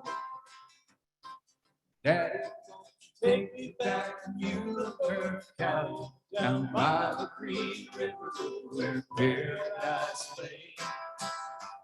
I'm sorry, my son, but you're too late. Mr. Deep Pines, cold streams, and all the way.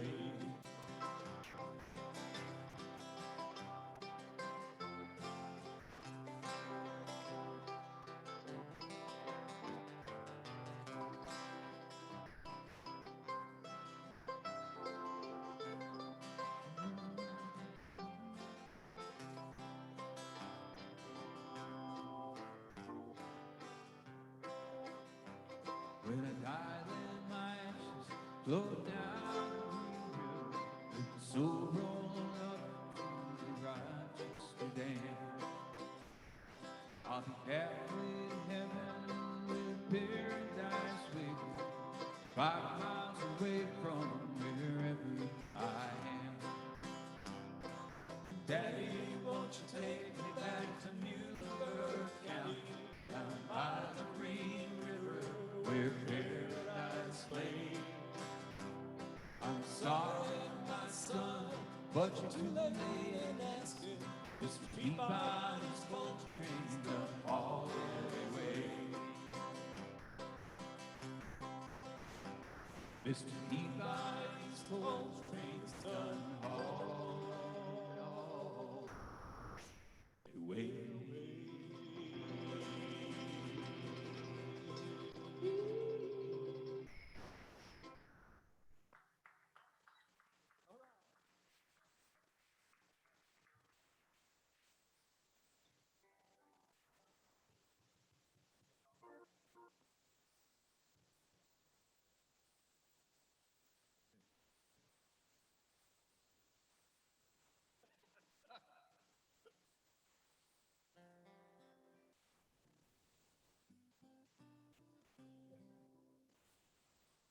Check, check. Yeah, I'm on. Again, I probably get a little loud, so you may want to, this is kind of my normal volume of my voice, which is almost yelling, so. All right, sounds good. All right. You, all right. Well, there's a reason. There's got to be a reason for that. Yeah. That's a good old friend.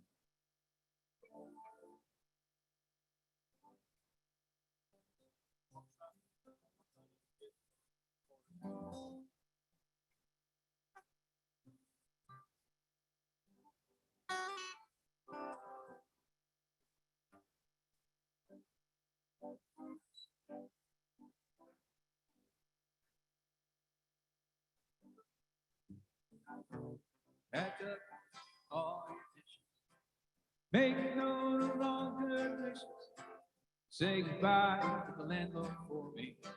Sons and bitches, they always for me. Throw out those LA pictures, molded by some vanilla wafers. Adios to all this concrete. Gonna find me some dirt road back street. If I could just get off of this LA freeway without getting killed in a car. Down the road in a cloud of smoke for some land that I ain't far. If I could just get off of this LA freeway without getting killed in a car.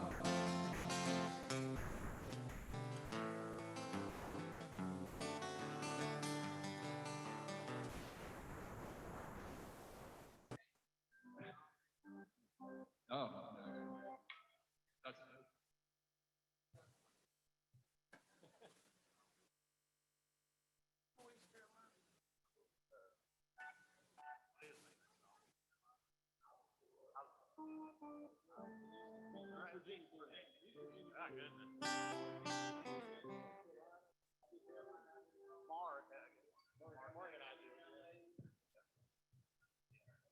Yeah.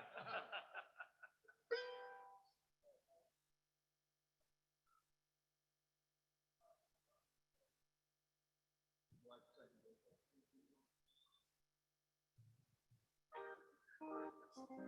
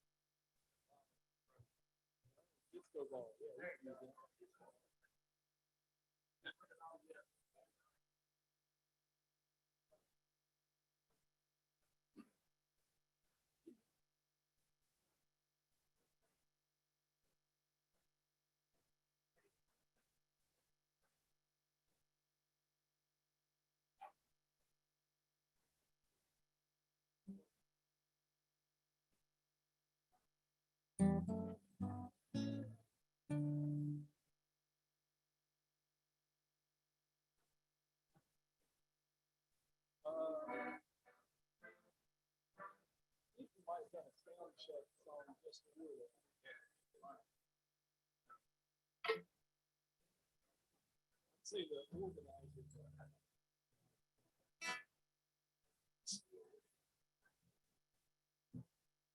I don't know what. You know, they've got the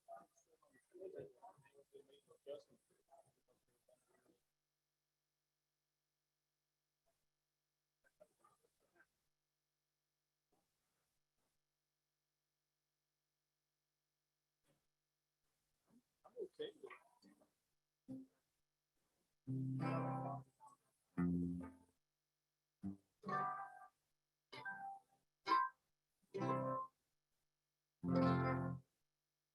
it.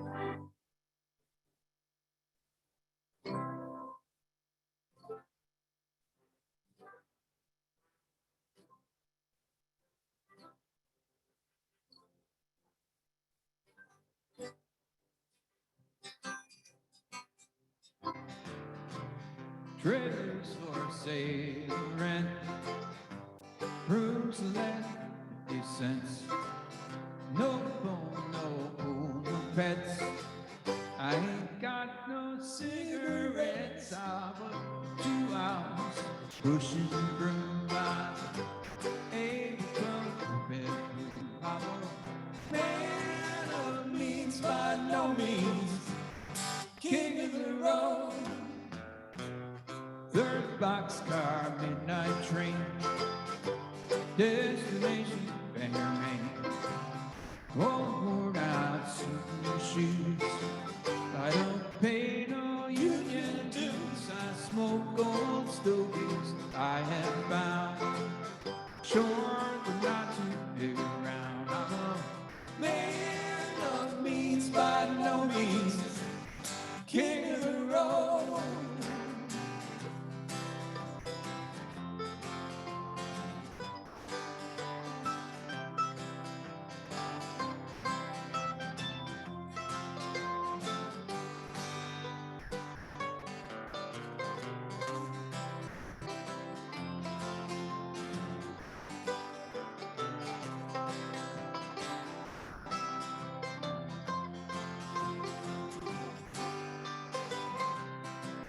I know every engineer on every train, all the little children, all of their names, every hand out in every town, every lot that ain't locked, but no one's around. I smoke those stories I have found.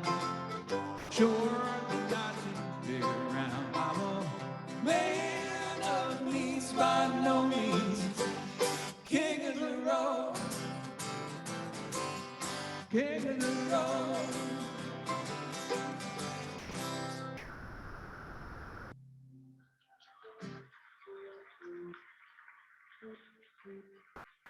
Okay, everybody. Did we chase everybody away or something?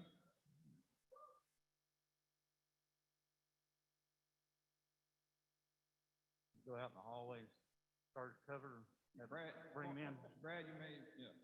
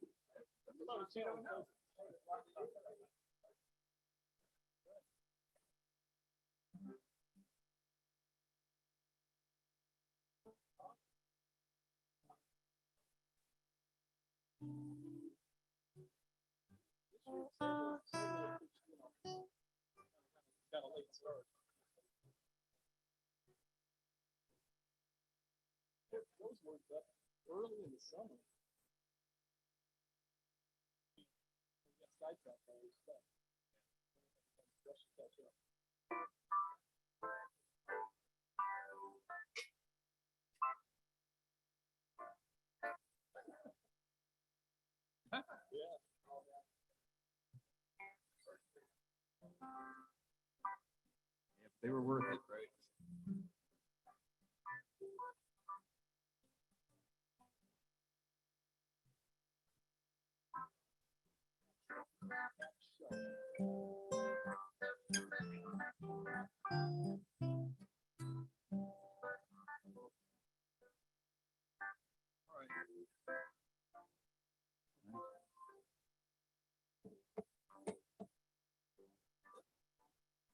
All down, all the way down.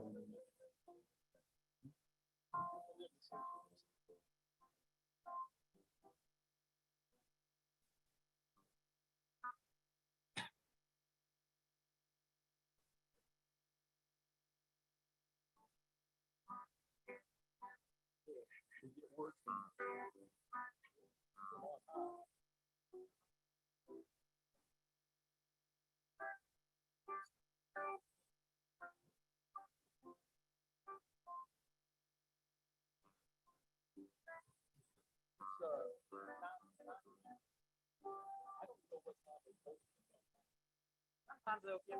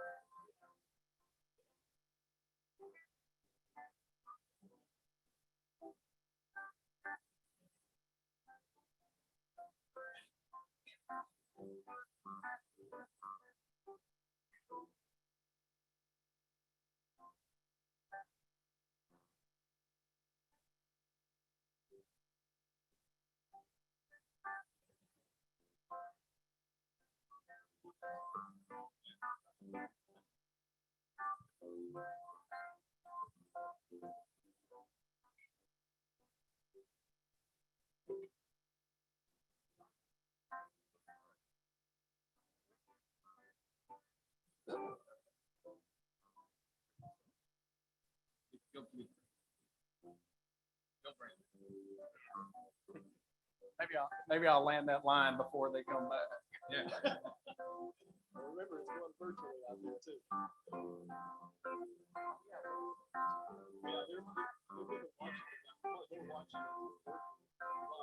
Yeah, true. Ready? All right, everybody, we're going to go ahead and get started. I'm your MC for this session. My name is Chris Lambert. I've been with the Academy for about 23 years.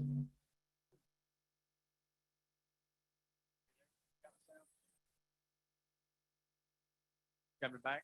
Okay. Anyway, I've been with the Academy about 23 years. I've jumped around with, I've worked in IT and construction, design, maintenance. I've really just kind of gone wherever they did not know my name or didn't know my reputation.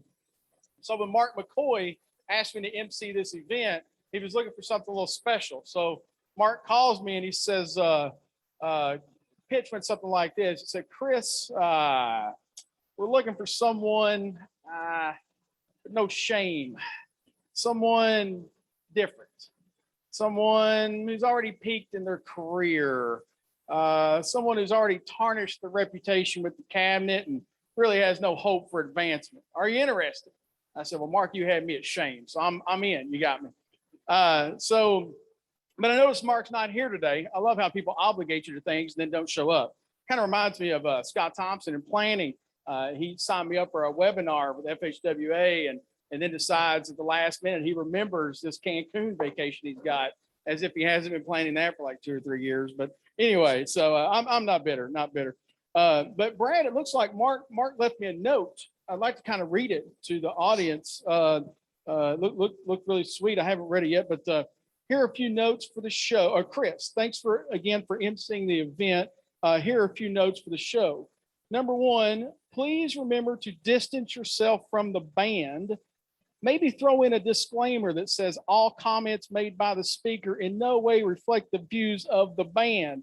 That's sweet. Absolutely under no circumstance are you to make any jokes about the 5 administrations you work for. Nothing. 0. We can't be doing that. Under no circumstances are you to joke or poke fun at anything whatsoever about the legislature, please. And finally, do not say anything about the state highway engineer's office, including folks like James Ballinger, Jason Siwula, Tracy Novacek.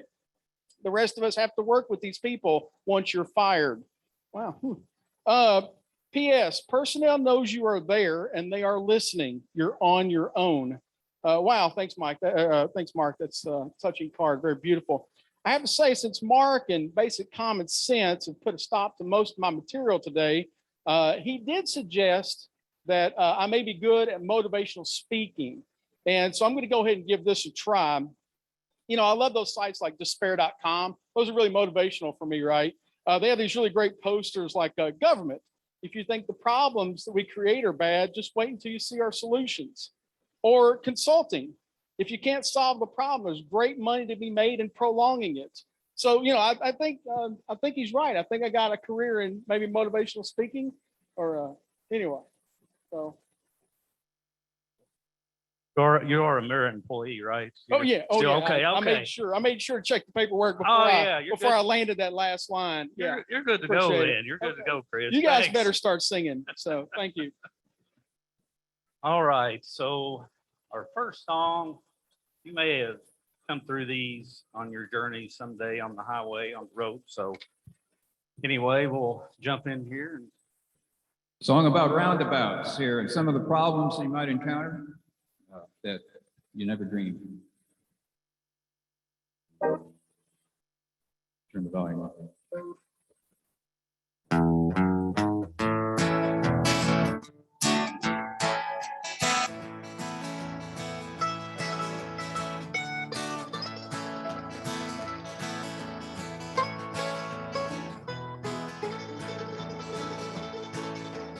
This is a turning thing inside an endless ring.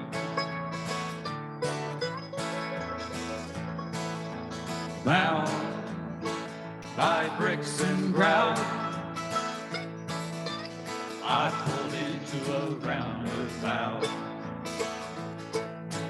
I pulled into a turning roundabout.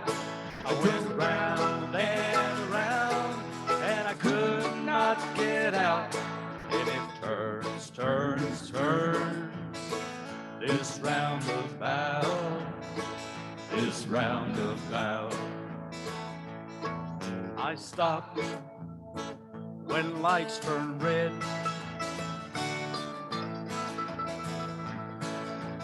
Green, I drive ahead.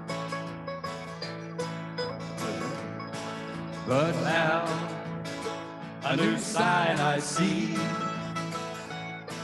It's spelled Y-I-E-L-D. I pulled into a turning roundabout. I went round and around, and I could not get out. And it turns, turns, turns, this roundabout, this roundabout.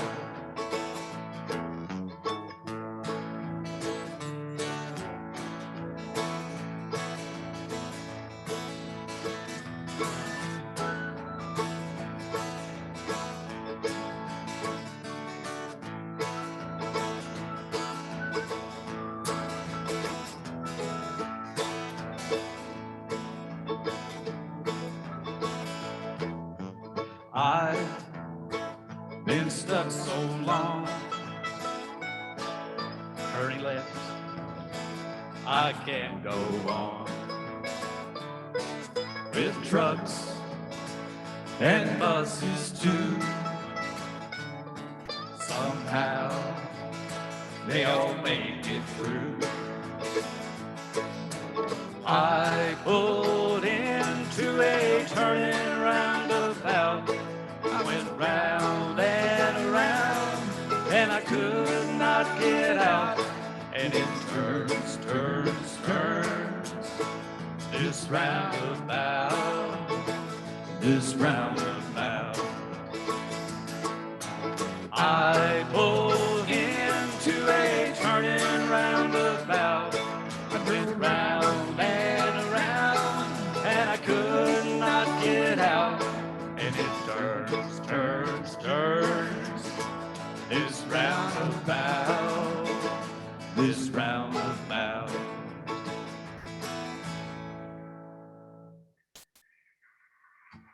Right. All right, this next song is by a fella named John Flynn. I believe he wrote this back in the 90s. This song is for all of you maintenance folks out there. It's titled Roadkill Cafe.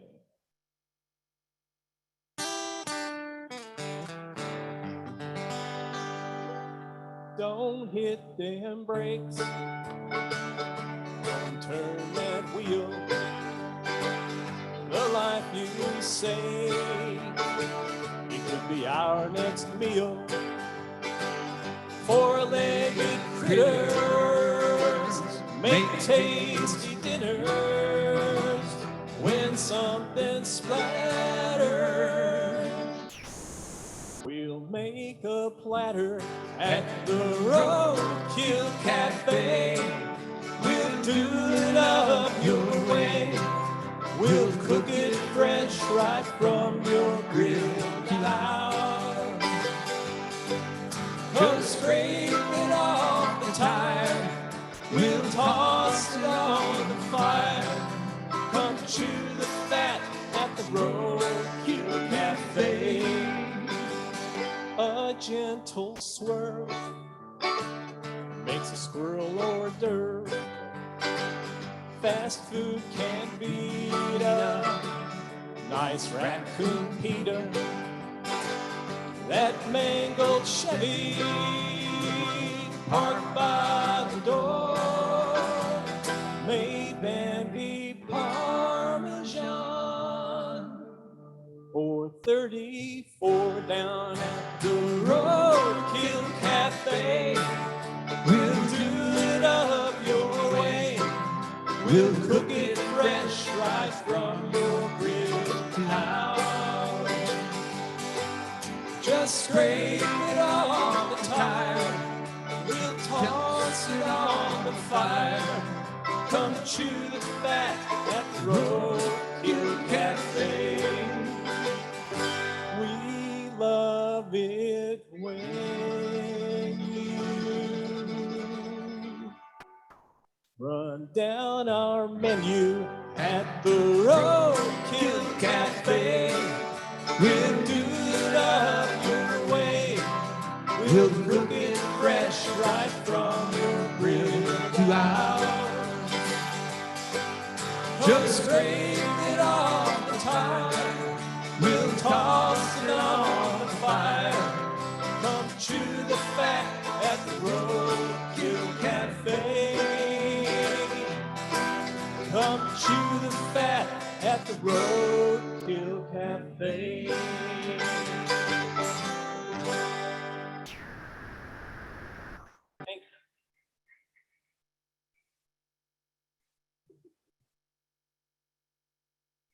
Okay, this next song we're going to do is going to feature Cornbread. And it's one we did in 2014. Man, time flies.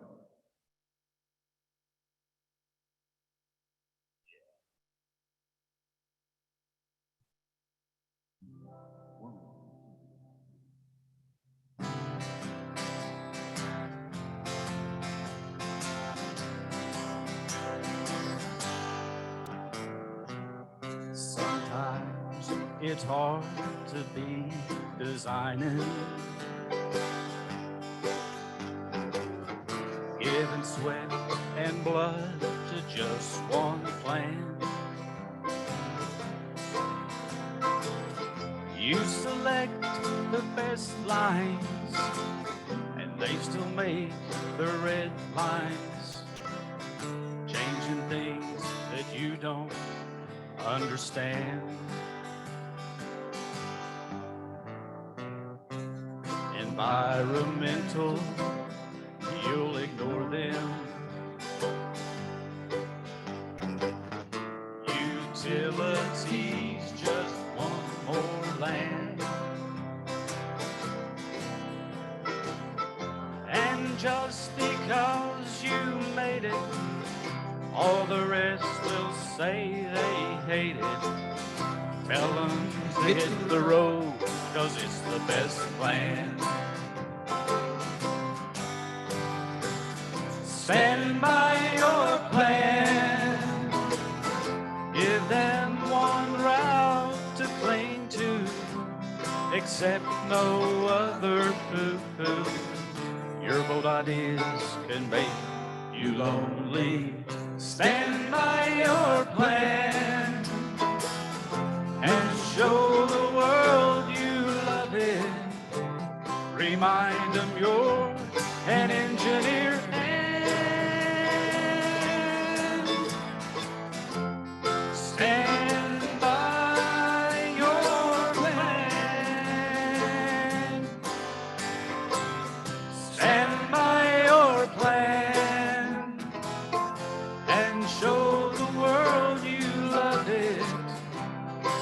remind them you're an engineer and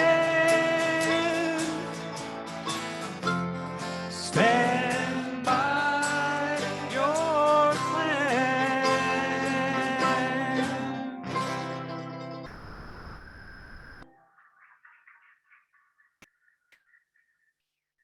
Anyone Thank you. enrolled in her grave. All right, good. Yeah, hey, let's introduce the band while we're up here.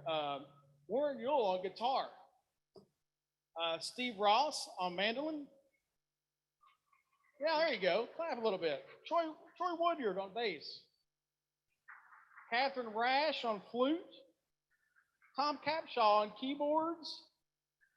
And Cornbread Eldridge on vocals, if you can call him that, he says. So Brad, your all's next song kind of reminded me, have you heard about the global chip shortage? This is a real thing. This is a real thing in the news.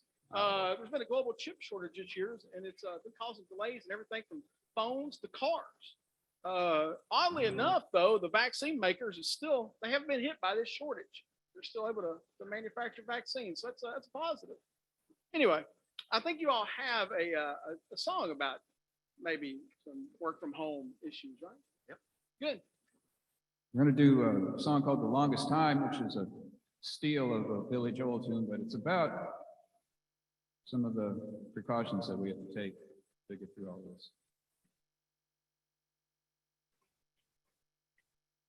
Whoa, whoa, for the longest time. Whoa, for the longest time. Whoa, okay. For the longest morning sunshine, it's a brand new day. COVID-19, hopefully at bay. I've been so patient, I've had my vaccination. Yes, I've been waiting for the longest time. Once I got my office life was gone. Now I find my old commute lives on. The streets are strange now. I'll GPS my way now. I haven't been there for the longest time. Whoa, for the longest time. Whoa, for the longest, there are still precautions we should take. Dr. Fauci, give us all a break. Keep restaurants open and taverns too. I'm hoping that hasn't happened for the longest time. Maybe this won't last very long. The news people say mutations are strong. I apologize for my smirk, but I'm driving to work, and that's more than I hope for. If my throat feels scratchy and I wheeze, I'll keep social distance when I sneeze. Don't bother asking, yes, I'll consider masking. I intend to be here for the longest time. Whoa, for the longest time. Whoa, for the longest time.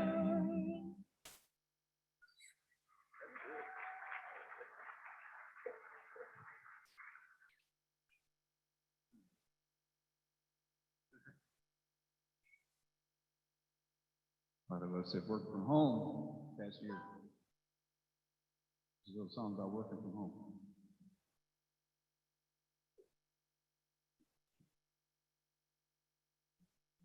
I believe this is our last number. Yeah. Yes, it is. Yes, it is. It is. Sing along in parts. Thank you all for sticking around. And we'd like to thank Jeff Blackburn, correct, for doing all the sound here today. It's really, Definitely. really great. Thanks.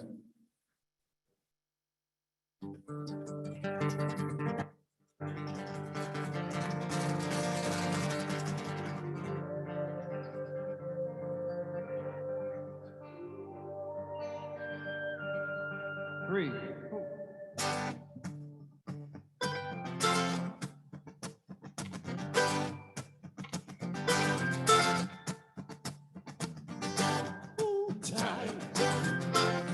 Last forever. Cool it, baby. We're in some nasty weather. I'm spending every single day working from the house. Bandwidth. Zoom meetings every hour. Homeschooling. We need more power. How much longer can we stay working from the house? And it's almost every night telling us we have to fight. Everybody should listen. Not too close, not too far. Social distance where you are. Slow the ride of transmission. Ding dong. This must be Amazon. Ding dong. Better get my door pants on. I hope they will still fit me. Working from the house. We have all been doing our part, making changes just we are. There's no time to get lazy. Never work, I'd say today. Wish that I was working today. Kids are driving me crazy.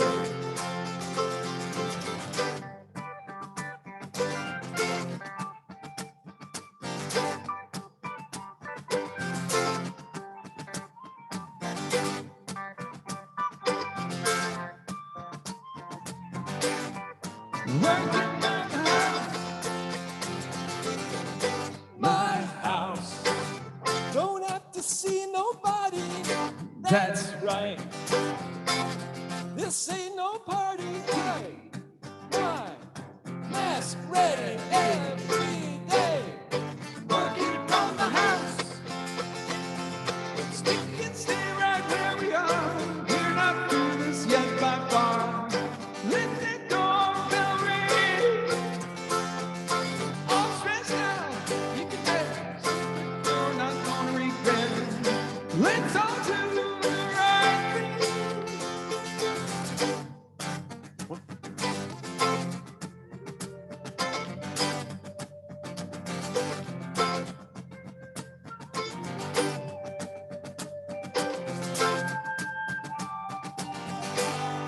Working from the house.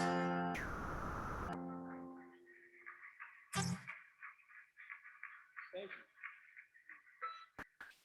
you. Oops. All right, thank you, guys. See you in, done. Yeah. Thank you all. Thank you all. Thank you. Thank you.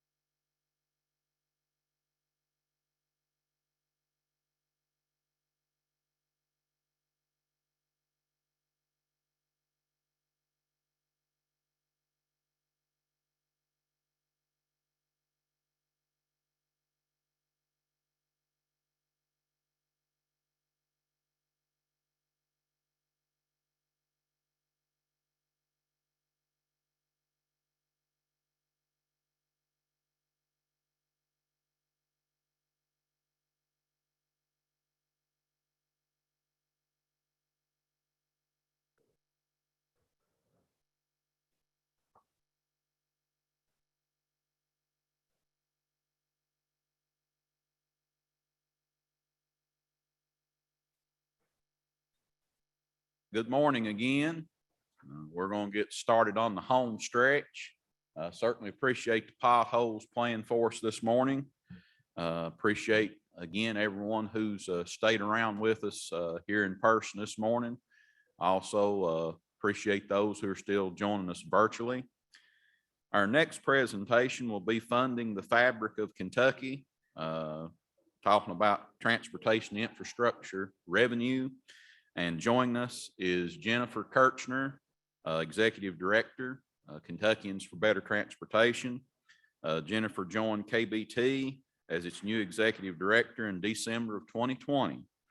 She brings extensive experience in building partnerships within a community and region, formerly serving as Executive Director of Danville-Boyle County Convention and Visitors Bureau. At the Bureau, she was responsible for leading the organization, overseeing asset development, government and public relations, marketing, event management, the visitor center, and historic site management. Kirchner has also served as Chief Communications Officer for the Danville-Boyle County Economic Development Partnership, is a graduate of Leadership Kentucky and the Harwood Institute, and founder and co-chair of the Danville-Boyle County Trails Alliance. This time, Jennifer Kirchner.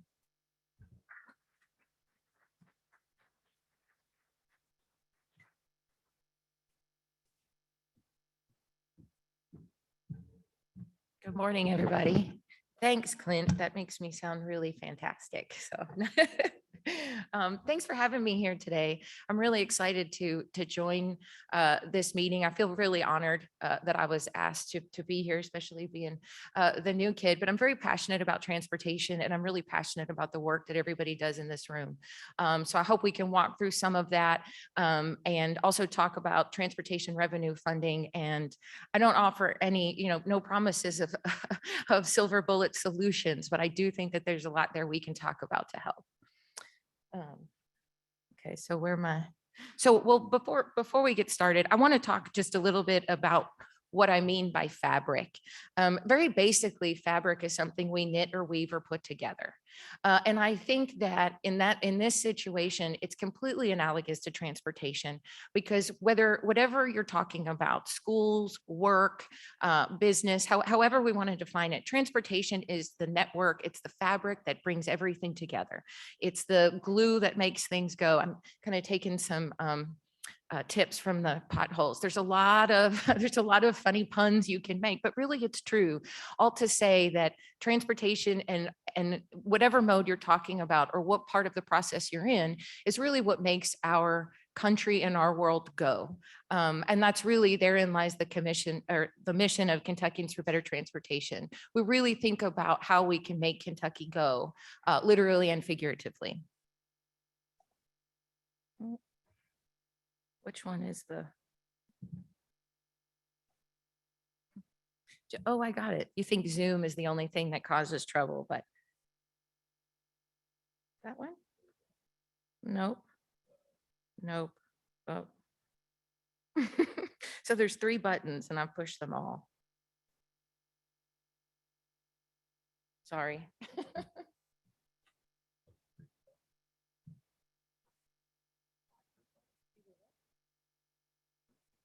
There you go. There you go. Yeah. See, we all need engineers, don't we? So I wanted to just talk a little bit, since I am the new kid on the block.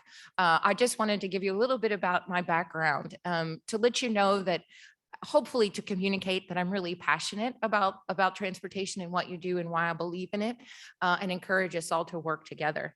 Oh, wait, which one more? Okay. Let's do that. Okay.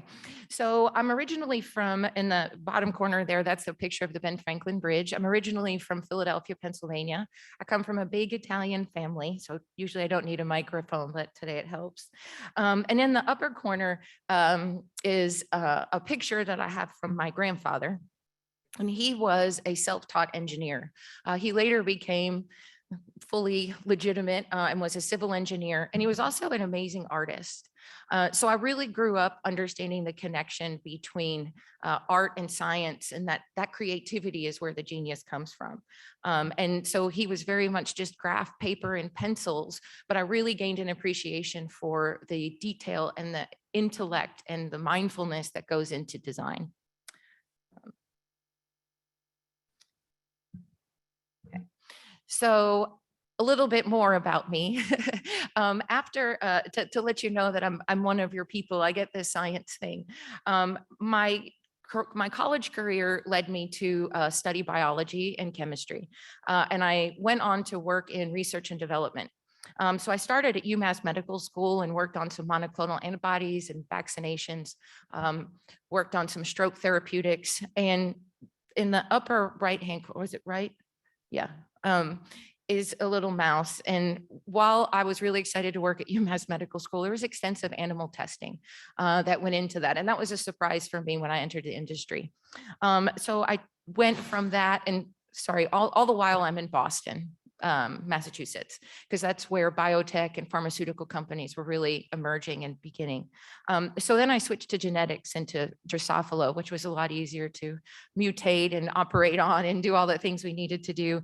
There I worked on some different kinds of neurodegenerative diseases like ALS. And then finally, I worked at GlaxoSmithKline, and I worked on human stem cells for leukemia therapeutics. So how did I end up here? My husband took a job at Center College. He's now at UK. But when I had my first two boys there, we'd moved to Kentucky, and I stayed home with my children, and re-entering into the workforce in the scientific arena wasn't exactly where, wasn't happening. I didn't want to commute and whatnot.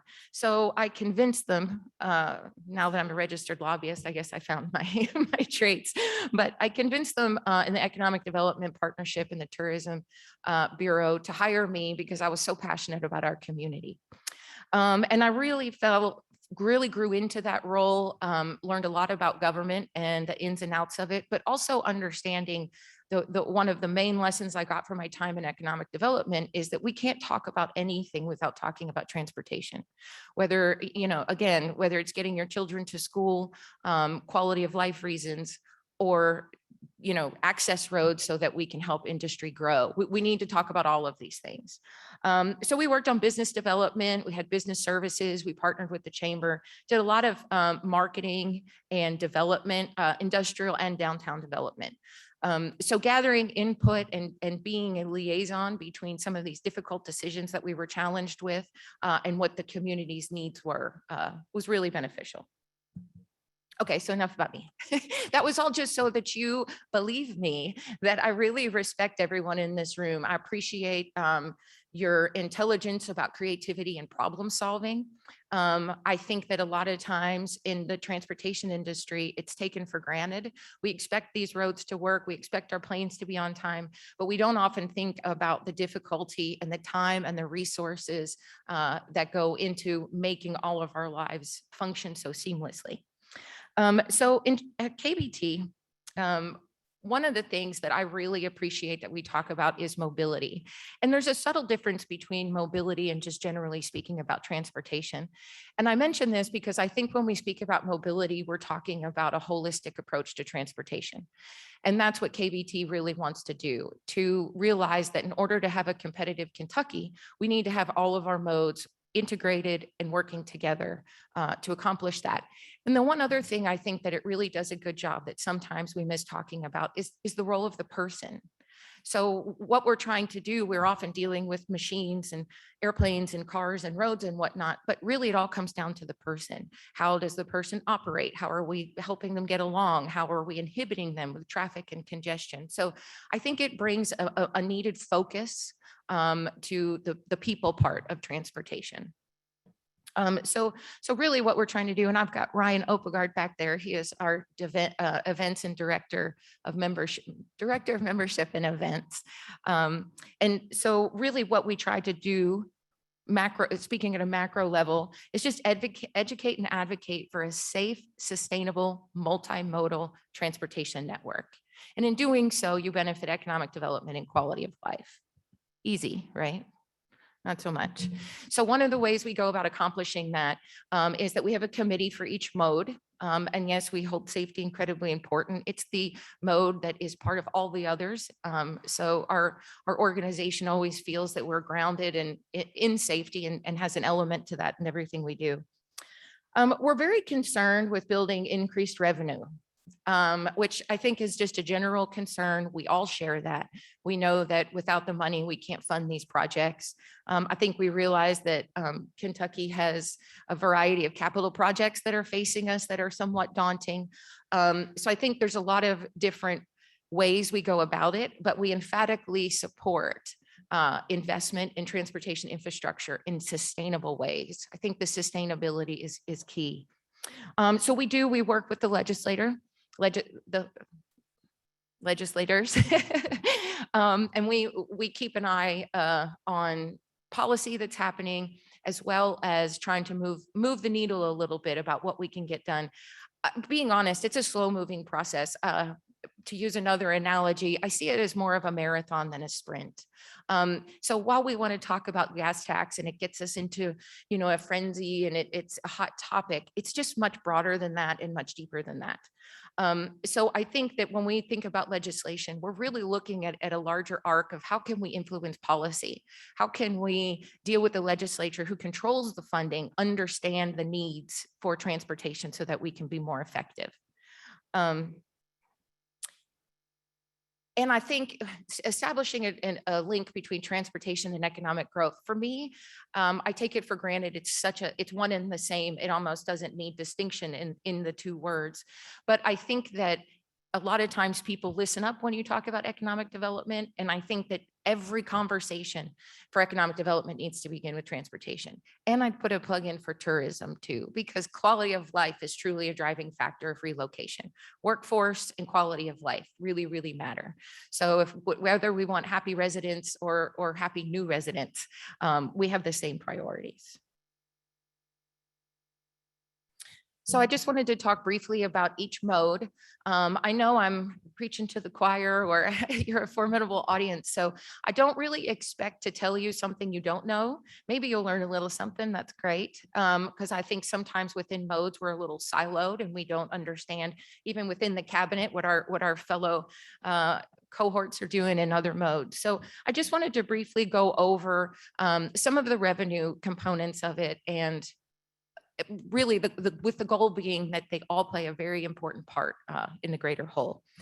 So for aviation, I'm extremely excited about aviation in Kentucky. The opportunities seem to be endless. And with the development that has already occurred and the potential for more to occur, it is really our horse to ride in Kentucky, another pun. So the funding for aviation is a little complicated, much like all things aviation. And I won't pretend to get into the depths of it, but it's a combination of federal, federal money. One of the things that the aviation industry relies on the commercial sector is the passenger facility charge. It's kind of like a head tax. If you see it, I think it's around $4 or something right now, but that's one of the small ways that airports can generate additional revenue to then reinvest. So much like with the gas tax, where 1 penny goes to $30 million in revenue, much is the same, where a small increase in PFC would also enable airports to have more revenue. That's not to say, so we have 59 airports. 5 of them are commercial, and then 54 are general aviation. And the general aviation airports typically rely on their funds from a local jet fuel tax and services they may provide as the commercial ones do. The other thing I think that's important about aviation is that we think about airplanes in the sky, and often it can be a little bit intimidating. The workforce development within aviation and the opportunity it has for Kentuckians is significant. So I have the multiple stakeholders. It's just to show you that it touches so many different parts of our communities and our society. There's civil aviation administration, there's maintenance. It's not just, being a pilot is excellent, but it's an enormous industry with a role for a lot of people. So from a KBT perspective, we definitely support a sustainable funding of the aviation. And within that, again, you'll see all of our committees have the common thread of supporting a multimodal fund. So while we can acknowledge that roads are critical infrastructure, we also think that you need not just the roads, you need the rail to get your products in here, and then to the dump trucks, and then to the customers. So there's 10 million passengers and nearly 6 million tons of freight each year move through aviation in Kentucky. That's not a small a small amount. I think that, again, we see the Amazon and the DHL and the UPS, and I think it's coming better to our understanding to appreciate the aviation possibilities. But we really have a lot of room for growth. One of the other areas too are unmanned drones. So Kentucky is actually right now, in terms of policy and regulation, we're in a really good place to recruit different kinds of drone operators and companies. We have a couple already operating in Eastern Kentucky, doing a lot of research that's very exciting. And one of the things that I've seen specifically at CVG that is done really well, and I think that is important for us to educate and advocate about airports, is that the land use around an airport is very important. Not only should it facilitate the airport, but can also be a real revenue generator for the airport in terms of leasing to other industries that may be compatible with what they're doing. So we're very invested in the planning of aviation to see what growth it can bring. Rail. So railroad, to me, again, is a little complicated in terms of funding and largely controlled at the federal level. We have 3 class 1s. They're your CSX, your Norfolk Southern, your big railroads that you think of. But really, we have a lot of short line railroads in Kentucky as well, and they're an integral part to getting commodities to markets. And one of the things that is fascinating to me about rail is the Staggers Act from in 1980. And really what that was, it was a recognition that there were burdensome regulations on the rail industry, and it was really impeding their competition with, barges or other types of freight movement.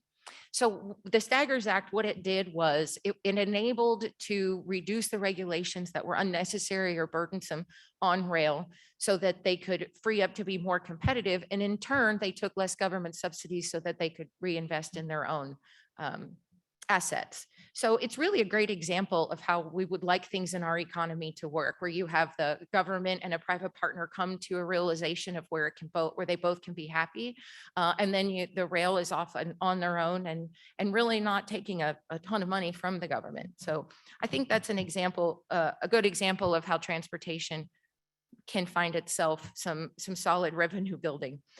You'll see in that you can just see from the 1930s to the 1980s how much rail had dipped. So by the time 1980 came, it was really like a renaissance for the railroads, for them to come back. And right now they're stronger than ever. So in terms of rail, again, we support the multimodal network.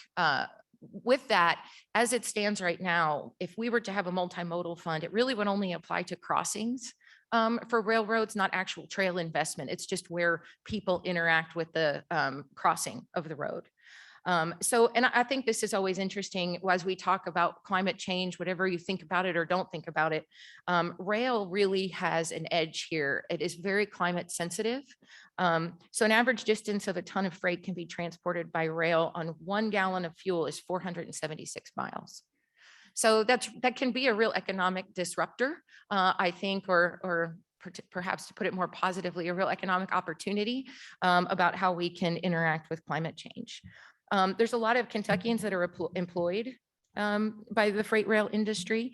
And typically it has seen its heyday moving coal. But as we see the decline of coal, again, the rail is reinventing itself and diversifying the commodities that it carries. This is a fun one that I really probably can't tell you much that you don't know.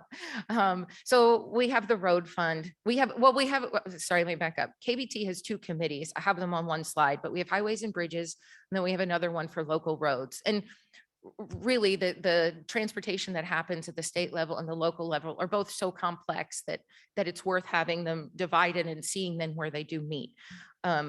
So here is a list of the road fund. I'm sure a lot of you understand how it works. There's some things in there such as tolls, that's a controversial just as much as an increase in tax. And so if these are our parameters that we have to work with in funding for the road fund, what can we alter? What moves? What do we actually have the ability to increase or decrease or manipulate so that we can be more effective? And if I had that answer, I think I'd really, maybe I wouldn't be here right now. So there's some other things that we don't, this is not to say that, I believe in these or KBT does. It's just to say that the discussion about how we go about having sustainable revenue infrastructure funding is critical.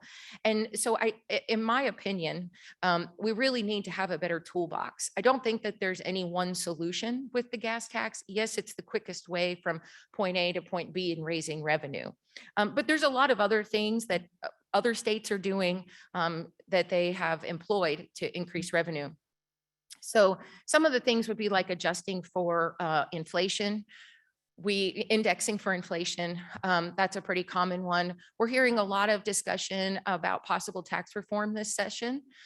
So, instead of just addressing the gas tax as a standalone, is it something that's part of a larger package where we could do an offset of some sort where perhaps your income tax may be decreased and then we get a percentage or a couple pennies on the gas tax. Establishing fees for low consumption fuel vehicles is very important. This one probably, is a topic in and to itself. And I think brings up one of the issues with the gas tax is our only method is that when and if we ever get the gas tax to be increased, we still have this looming problem out there of the electric vehicles. So ultimately, and one thing that we plan to do at KBT is encourage the conversation about vehicle miles traveled. So I think that the approach is two-part. Yes, gas tax is very important in the here and now, but it's not the end of the road. We have to be thinking about how we're going to capture user fees when people aren't using gas. I rode in a Tesla for the first time last Friday, and it was amazing. It kind of made me a believer. The other thing I'll mention too is when we're looking at road fund, particularly going into this legislative session, as we're all experiencing in our own businesses, the predictions and projections are just so wacky. So what looks like right now, a real influx in money in the road fund actually is just in comparison to really some not so great stuff. So really our approach has been trying to think about it more as a 5-year trajectory to anticipate what we can expect. And also CAFE standards, I think too, are this other looming issue that keep growing that again will minimize the amount of gas. So most certainly we support an increase in the gas tax. Unequivocally, emphatically, we believe that the gas tax should be increased. Not only just if Kentucky wants to be a competitive state in the economy, we have to keep pace with our competitors. And as you can see, we are a little bit behind. We have an opportunity. It's not terrible, but we're not making the decisions that make us most competitive in the geographic space that we are. And I think one of the concerns, couple concerns that have been coming up is, with the Jobs Act, Infrastructure and Jobs Act it's a wonderful influx of money for COVID, and goodness, a lot of our communities need it, and potentially a Brent Spence and all these great things. But one thing that keeps getting overlooked that I think is a concern is that when this money goes away and we've built all these things, we have to care for them. And goodness, haven't we learned that lesson, that the maintenance of these things are very, very costly if we don't keep up. So while I'm very grateful to hear that we're going to get an influx of transportation funding, I'm also concerned because, you can't buy a house and then not plan to take care of it. So I'm listening for the things about sustainability revenue funding. So I hope that the extra funding right now doesn't eclipse the need to still increase the gas tax, because we're not solving any long-term issues with the revenue, influx of revenue. One of the other things that is still a little gray, but I'm pretty confident about, is that there's going to be a match to pull down a lot of these federal funds. So we will need revenue that we have to come up with in order to match the funds from the federal level, or else we're just going to leave that money on the table, really making Kentucky less competitive. And again, I would mention that the VMTs. Some of the things that we're trying to do with that is in our webinars, in our meetings, in our committees, we're trying to encourage those conversations so we can help connect dots and build some momentum for that conversation. And a lot of you in this room are also working on it. Public transit. I've had a lot of learning about public transit has been fascinating. As you saw in an earlier slide, I rode the T for many years in Boston, commuting back and forth to work. And I think that that's the common public transit that we all think of, the buses, in a more urban center. But when it comes to Kentucky, I think that we really have to acknowledge the importance of public transit in rural communities. The public transit is for people to get to their doctor's appointments. It's to help get medication. It's for people who otherwise couldn't go from point A to point B. So again, thinking about mobility, it's not just about these buses and things of that nature. We have to think more about the different kinds of people who are using it. So yes, we have a workforce in an urban center that needs to commute, but we also have people in Eastern Kentucky that don't have ways to get to things that they need. And we need to think about public transportation for them too. We have a pretty good system. I think everybody knows that there's the Lextran and TARC and Tank, and they're the urban ones. But we also have a lot of great people working on rural public transit. And I'm enjoying getting to work with them more. One of the things that has come up that I think we've managed to avoid is that there was the loss of toll credits to the tune of about $8 million that just happened. And we saw in this last session that the $8 million was there in the general fund. And by having that $8 million, it was the match that enabled us to pull down more federal funds. So preserving that $8 million that we were getting in toll tax credits and aren't anymore is critical. There's also really encouraging funding and language in the new federal bill, I think, for public transit. Public transit folks are very happy with the current infrastructure bill that's proposed. So when we talk about a strong public transit network, I think it's an essential part of the economy. Work, school, healthcare facilities, all of these things. And it's really providing, again, I'll go back to the point about mobility. It's providing transportation for the individual in the circumstance that they're in. And that's really the underpinning or the fabric of what public transportation can do. Safety. Is Jason here? I'm a little nervous talking about safety in front of Jason. Are you back there? Okay. If I forget anything, just chime in. I have been very impressed with what I've learned about safety. I've been a driver for a long time. But then to see some of these numbers and issues and problems that we're facing in safety, whether it be workplace safety or on the roadways, it's something that needs to be a comprehensive approach in all the modes. So you'll see, I think just from, I don't know how well you can see any of those specific numbers on that. This data is courtesy of KYTC, by the way. I think you can see that the trends are going down for motorized safety. When we get to non-motorized and pedestrian fatalities, I think that there's a lot of work to do. One of the other things that we've become really aware of at KBT is work zone safety, and having those folks stand on the side of the road on a highway and making sure that they're safe and they get to go home at night. I think something that we all should be concerned with. So when we do, safety is a very relevant conversation in rail, hazardous materials, crossings. One of the interesting things, there's an aviation safety resources. I'm not sure. I think this is kind of like a fun fact. It's in Nicholasville, Kentucky, and they're actually one of the only providers in the world of a parachute for an airplane. And we make them right here. So I think that that's just a fun fact about Kentucky's in safety. And then we also learned from our friends at the cabinet about Vision Zero to specifically address equitable mobility, increasing safety and health outcomes, and making pedestrian in American cities more safe. I think this is my last one, waterways. So that's an interesting map to show you the possibility of waterways. We have 1,200 miles of navigable waterways. And while we're not on a coast, the river system is a huge asset for our state. People have to get through us if they're going up or down or east or west. So providing all the modes is critical. And again, I mentioned the environmental sensitivity with trains, but here I think you really see by waterway, I mean, that's 415 miles on the same amount of a gallon of fuel. One of the things that we all know about waterways are locks and dams. They're incredibly expensive to fix. It's almost like it's monopoly money.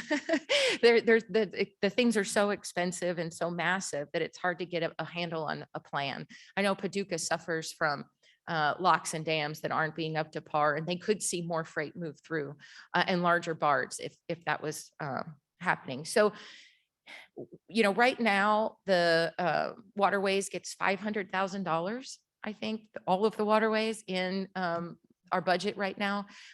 I don't think I haven't done design on waterway river ports and whatnot, but I'm pretty confident that $500,000 doesn't go a long way to do much of anything at a river port.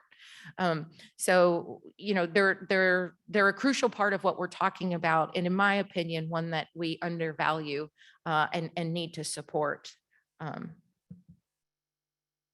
So the KRI funds are what I mentioned. That's the $500,000. Certainly, whether it be a multimodal fund or any kind of advocacy we do, we would like to see that increased dramatically. We are anxiously taking part in or observing the Kentucky Riverport Highway and Freight Rail Study, which I think probably most of you have heard about while you were here. I think that that's going to provide some amazing information for us to go forth and really generate more support and knowledge about how crucial our waterways are. So the multimodal fund is basically what we keep talking about, and what has been KBT's answer for quite some time, I think, to, or, you know, other folks besides KBT too, but just to take a more rounded approach to transportation funding. Frankly, I think we have more questions than answers. Ryan especially is spending a lot of time researching multimodal funds in different states and how, you know, we don't need to reinvent the wheel. We're looking for some best practices that perhaps we can adapt. What we're finding more often than not is with multimodal funds, there's no distinction. Road funds and aren't separate, and it's all encompassed in one. So the more research we do, the more questions we have, and the more research we have to do. So we'll be coming to you folks with questions about the different modes and what is the, you know, how do a cost analysis or benefit ratio of what this fund could be that would actually make an impact. So I mentioned, I think that, and again, I don't think this is new. I just am here to emphatically support that. I think logistics are one of the biggest opportunities we have for Kentucky. And again, that would require a multimodal network in order to facilitate that. So not supporting a multimodal network really is like cutting off our nose to spite our face. We have such an opportunity here with all of the modes and the passage of people and goods through where we are in the state, that I think we need to work on seizing those opportunities.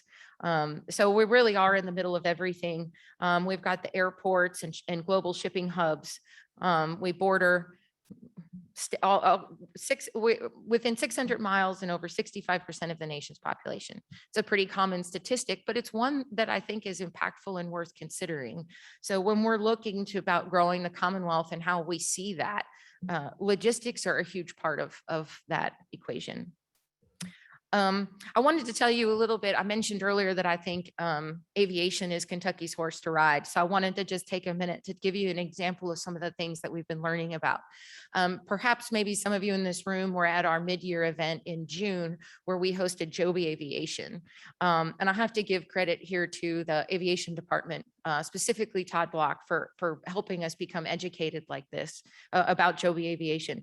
It's really, I encourage you to Google it and watch the video if you haven't.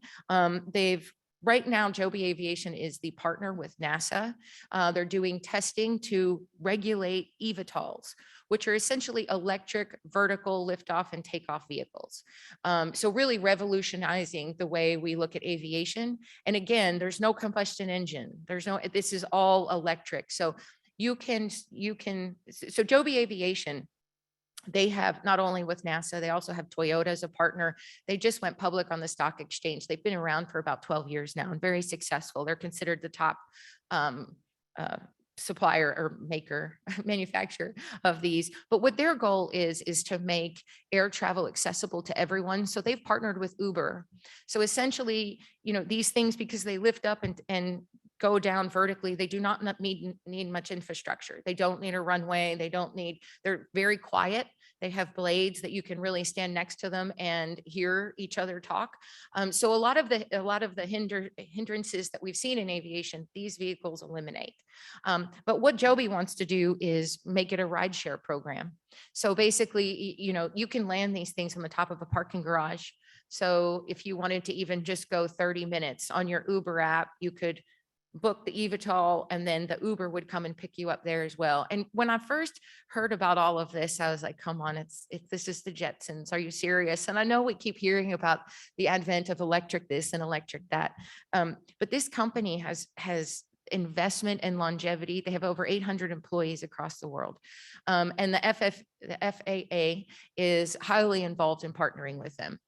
So the more I learned, the more credible it becomes. It has a range of about 150 miles and 4 passengers and goes about 200 miles an hour. It charges in about an hour, and you could charge it at the same, just an adapter, much like a Tesla needs a different adapter for their electric plugins. Joby Aviation has the same thing. And because it has become such an interesting concept for Kentucky to embrace, Joby is already in Ohio and is working with CVG, and I mean, it's happening. So how do we get in front of this, and how do we maximize the opportunity? So I had the good fortune of going to Springfield Airport in Ohio. It's outside of Dayton, to go and learn about a company by the name of Beta. And what they do is very similar, except they're transporting cargo, and UPS is their main funder. So they can transport 1,400 pounds of cargo, really replacing what a small aircraft would do in terms of transport. But one of the other things they're focused on, and some of their main investors is organ transplant. I guess we have about a 40% chance of organ survival rate. And a lot of times just the hangups in transport lead to the organ transplants not being successful. So some of this was actually born out of the need to increase our success rate and longevity with organ transplants. So I say these two things to show yes, transportation infrastructure is expensive, but here we have an example of something that's happening. They know about Kentucky. They think that there are routes that we have in Kentucky that are very useful for their business. So we've got this marketing and we have a market and we have an opportunity. So what can we do to encourage that Kentucky be on the forefront of this and not bringing up the rear and wondering what everybody else is doing? And it's really something as simple as changing the way we think about travel. You won't see something like this until 2024. That they're on pace with the FFA to have it approved by then. And charging stations. So that's another part of the infrastructure federal bill. We talk about it a lot for cars, but these are just the same kind of thing, and it requires a plug and a station, and then you can become an accessible airport to these electric vehicles. So our GA airports are in a fantastic position to become the first place where these eVTOLs land and go from, and then grow outward from there. So we're still having conversations with Joby. To me, this is economic development and quality of life in practice with transportation. So while we want to educate and advocate, we also want to make it happen. So we're in a position where we get to experience all these neat different technologies happening. So at KBT, we really want to be the glue that puts the people at the same table. This is how do we make this happen? How do we get to yes? So the betas go 170 miles with a 250-mile range. Really Google it.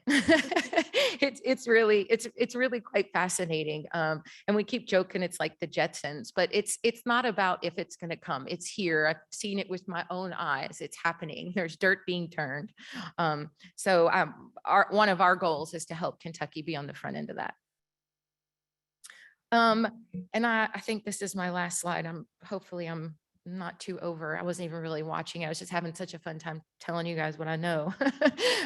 So what I was talking to James Ballinger, he mentioned that some of the things y'all were focusing on were performance.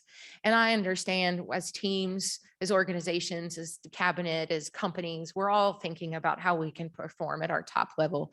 And oftentimes, which is something near and dear to my heart, we look to data and metrics in a very linear world to make these decisions. And while I think that that is incredibly valid and necessary, I guess I would challenge you to think about performance also in terms of people as we do with mobility. So I think a lot of times when we make these decisions about traffic and transit, they're based solely on numbers and how we need things to work. And not to minimize that, I think it's incredibly important, but sometimes that technical world doesn't always align with what a community may need. So I think that there's a lot of interesting conversation to have there to come out with agreeable outcomes that work for everyone. And a lot of that I mentioned, I forgot to mention that in my first slide. Well, in my first slide, my second slide, there was a triangle with upside down people. And it relates to what Nimawashi is. They're basically my thoughts about leadership. I think that it's important that as a leader, you shouldn't ask somebody to do something you wouldn't do yourself.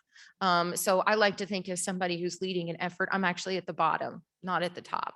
And I want people to know that I'm in it with them and beside them. And I think that that's how camaraderie really comes about.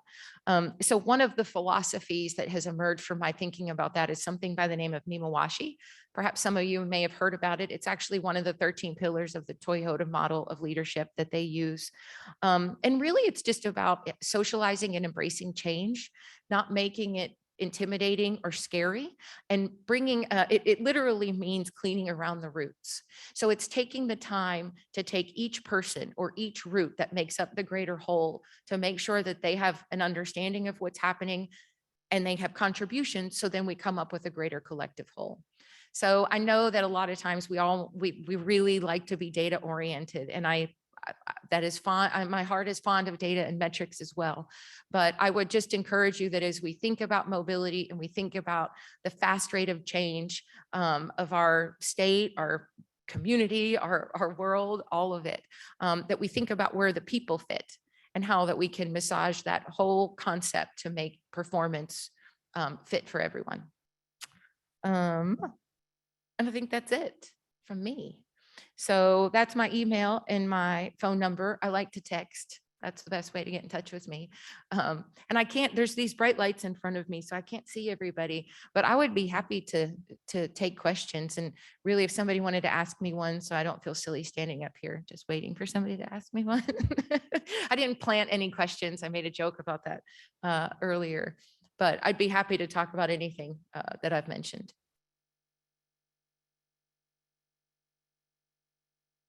No, it's fine. Oh, go ahead. I can see you sort of. Go ahead.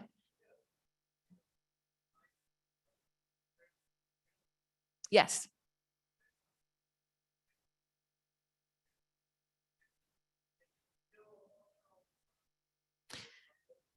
It's Norfolk Southern that's in Danville, and they still are operating there. The way they've had it used to be in town, you can still see there was a massive, it's where rail workers stayed, there was housing there. So it used to be a control center, and some of that headquartering and has moved. But we still have a large presence of Norfolk Southern in Danville. It's actually one of the biggest recruiting tools for industry is the rail in the community.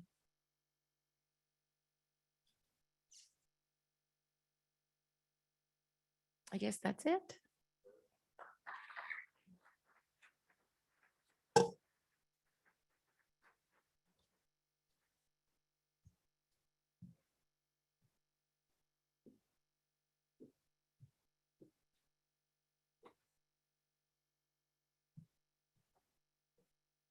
Thank you, Jennifer.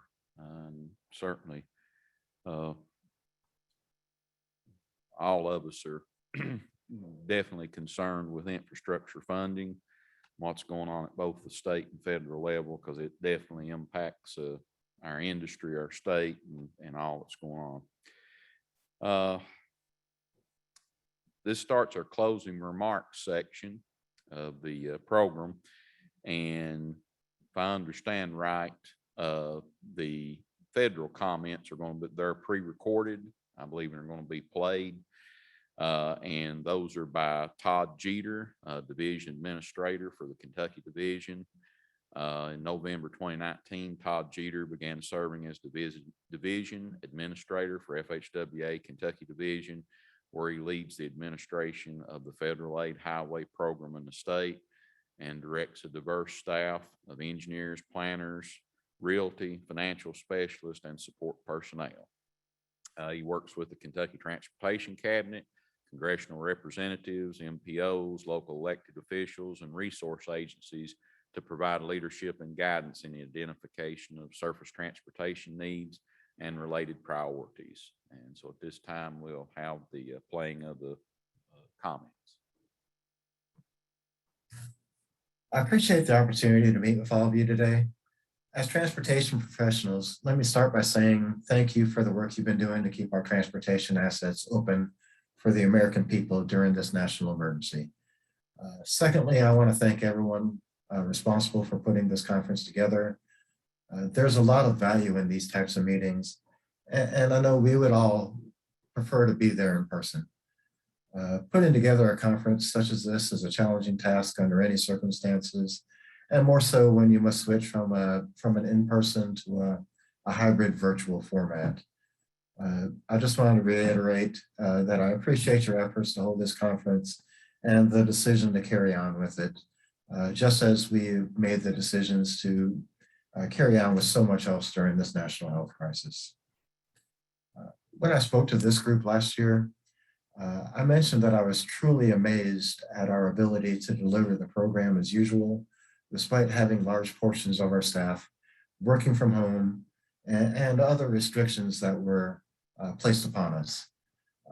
Now, a year later, I'm struck by how the transportation community has shown the ability to adapt to a changing work environment. I've seen new processes and procedures put in place, and in some cases, totally new ways of conducting business are being implemented. I believe that one of the keys to our success in operating virtually has been the relationships that have already been built over the years. I still feel that face-to-face meetings are critical for building and maintaining relationships, and I still hope that I'll be able to get out and meet with many of you once all of the travel and meeting restrictions are fully lifted. You've been great partners during these challenging times, and I've been extremely impressed with our ability to deliver the program, and I'm confident in our ability to continue program delivery no matter what is thrown at us.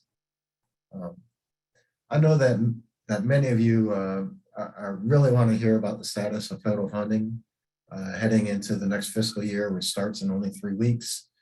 As many of you are aware, Congress has proposed a replacement to the FAST Act, along with the bipartisan Infrastructure Investment and Jobs Act.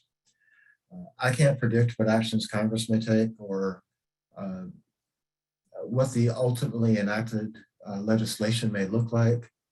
And also, while I can't comment on pending legislation, I would like to share with you some of the administration's talking points on the IIJA and what it might mean for Kentucky. 1 in 5 miles, or 173,000 total miles of our nation's highways and major roads are in poor condition. And also 45,000 bridges are also categorized as being in poor condition. And bridges in poor condition pose heightened challenges in rural communities, which often rely on a single bridge for the passage of emergency service vehicles. The bipartisan Infrastructure Investment and Jobs Act will invest $110 billion of new funds for roads, bridges, and major projects. It will also reauthorize the surface transportation program for the next 5 years. In Kentucky, there are 1,033 bridges and over 1,300 miles of highway listed as being in poor condition. Based on formula funding alone, Kentucky would expect to receive $4.6 billion for federal aid highway apportion programs and 438 million for bridge replacement and repairs under the IIJA over the next 5 years. Kentucky can also compete for the 12.5 billion bridge investment program for economically significant bridges and nearly 16 billion of national funding that is in the bill and dedicated for major projects that'll deliver substantial economic benefits to communities. The proposed Infrastructure Investment and Jobs Act is the single largest dedicated bridge investment since the construction of the interstate highway system. Again, I can't predict what actions Congress will take, and there's nothing that is set in stone until we have a bill that has been passed and signed by the president. I will say, whatever legislation is enacted, it will need to be implemented quickly and effectively. We all need to be prepared for whatever may happen. As we look at something like the proposed IIJA, which has more than 24 new programs and includes both formula funding and discretionary grants, it's obvious that there are tremendous opportunities out there. However, we need to look at the potential challenges that may be presented and ask ourselves some questions. Do we have the people and processes in place to handle new programs and more money? Are there an adequate number of DBEs available? How quickly can we get discretionary projects and funds out the door? What about matching funds, for a larger program? And also, what opportunities are going to be there for more direct recipients, and what challenges may that bring? Infrastructure is currently getting a lot of attention, and I will say, there's generally been bipartisan support for infrastructure for some time now, and everyone is aware of the FAST Act expiration that's coming in just a few short weeks. Everyone is also aware of the potential shortfalls in the Highway Trust Fund, and a long-term reauthorization which provides predictable funding for planning and programming efforts is perhaps more critical now than ever. The best advice I can offer right now, is to be ready for what we may see in the coming weeks. We appreciate the challenges many of you are facing with managing transportation systems and constructing infrastructure projects while safeguarding your employees and the communities they serve. And despite the majority of our staff teleworking, FHWA staff across the nation are still working hard to support our state, local, tribal, and other federal partners to deliver the federal aid highway program. In conclusion, know that we stand ready to assist you in any way that we can. We share the goal of working together to protect the safety of the public and the workers who are tasked with building, operating, and maintaining our transportation systems. Thanks again for giving me the opportunity to speak with you today.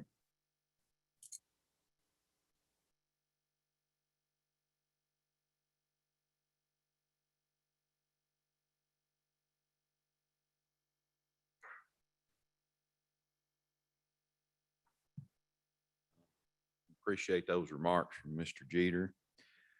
Next up, and he's going to be live, but he's going to be virtual, and is State Highway Engineer James Ballinger.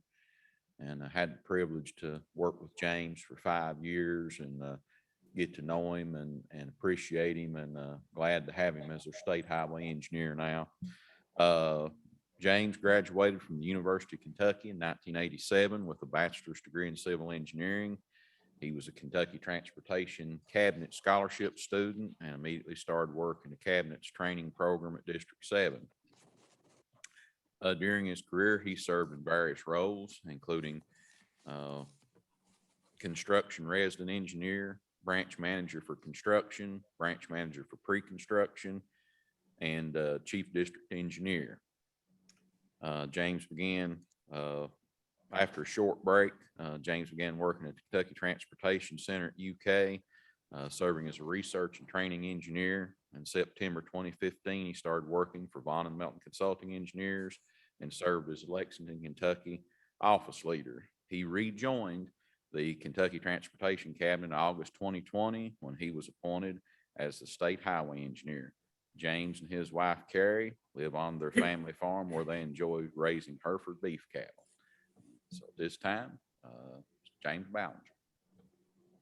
All right, thanks, Clint. I appreciate the introduction, and I got a chuckle whenever I jumped on the screen there and saw the background behind me. Though I didn't really mean for that to be up today, but that's actually a creek which is down close to the house here. Though a couple summers ago, my wife and I took a trip down the creek, and we were kayaking, and I took that photo and enjoyed it. So I didn't know it was going to be on my Zoom thing, but yeah, Clint, I appreciate the opportunity that I had to work with Clint. I do want to say that, though. I worked 5 years with him closely, and he's just a great fellow. And I want to congratulate him on his service as president of KBT this year, and just outstanding. And I did learn when I was working with Clint that anytime you're in a meeting or anytime you get a chance to talk to Clint, you better listen close, because you'll learn something. No, Clint is a super intelligent fellow, and I really enjoyed my time working with Clint. And also, I appreciate the fill in the potholes earlier, though. That Roadkill Cafe kind of made me hungry, and I know we're kind of pushing for lunch here, so I'll try to be pretty quick with my remarks and get us on to lunchtime. As I was thinking about the conference and the theme of the conference here, just thinking about this a little bit, and it was Partners in Performance. And I was thinking about, well, what does that really mean, though? And ultimately what we want to do is we want to deliver performance at the end, though. And I think that's the most important thing we can do. And I was thinking about some of the things that we as an industry can work together on and what we can do. And first of all, I just thought about this conference, though. I'd like to thank everybody involved, ACEC, FHWA, and especially the KYTC staff, who worked together closely to put on this 26th annual partner conference. So that's unbelievable, 26 years. And I've been to most of those, might have missed 1 or 2, 3 maybe, but the thing I think that I thought about, though, was that I think we all receive a lot of value from the conference. And I talked to John Moore about it earlier, though, and this thing was a lot of work. You know, I know we went hybrid last year, or we didn't go hybrid last year, we went fully virtual last year, and this year it was a hybrid. We didn't know for sure if we could pull it off, but everybody said it's too important. There's too much value in getting together, meeting, and having the training, having the opportunity for folks to form the relationships and meet. So I think that was something that was really important to do. Though. So I think it's got value, is what I would say, and that's how it has that. Done a great job. So congratulations, everyone that worked on it. Well, next, as far as partners in performance or delivering performance, I'd like to thank Todd Jeter, just spoke, Bode Boris, who I work with closely, and the entire FHWA staff for the outstanding partnership that we have. And an example of that is we've started working on updating the stewardship and oversight agreement. And with that, it'll probably take, a while, 6 months or maybe a year to get through the whole process, though. But this is a real opportunity for us to streamline our project reviews and approvals. And that's going to lead to better performance on our project delivery in the end, though. So that's something that I really am looking forward to working with the entire FHWA staff on that partnership that we have. Well, also something I was thinking about in the delivering performance was the ability and how much that the Transportation Cabinet's working with ACEC, and they're working to help us bring together the consulting and the contracting industries, working on a committee called the Alternative Project Delivery Working Group. And recently, back in March 3rd of this year, we approved a new design build guidance manual. And so they're working through the manual right now, making sure that it's applicable and that it's going to work for all the industry, for our consultants, our contractors, KYTC, and everyone involved. So we're really looking forward to that, and we thank them for that partnership. And I would like to thank our Kentucky Transportation Center partners, KTC. I think Doug's in the room today, and they were instrumental in helping us finalize the design build guidance manual. So that's a really strong partnership that we have. And I thank everyone that works at the KTC and what they provide the cabinet. Well, lastly, though, I'd like to touch on what we've delivered. This is a partnering conference is generally for project development.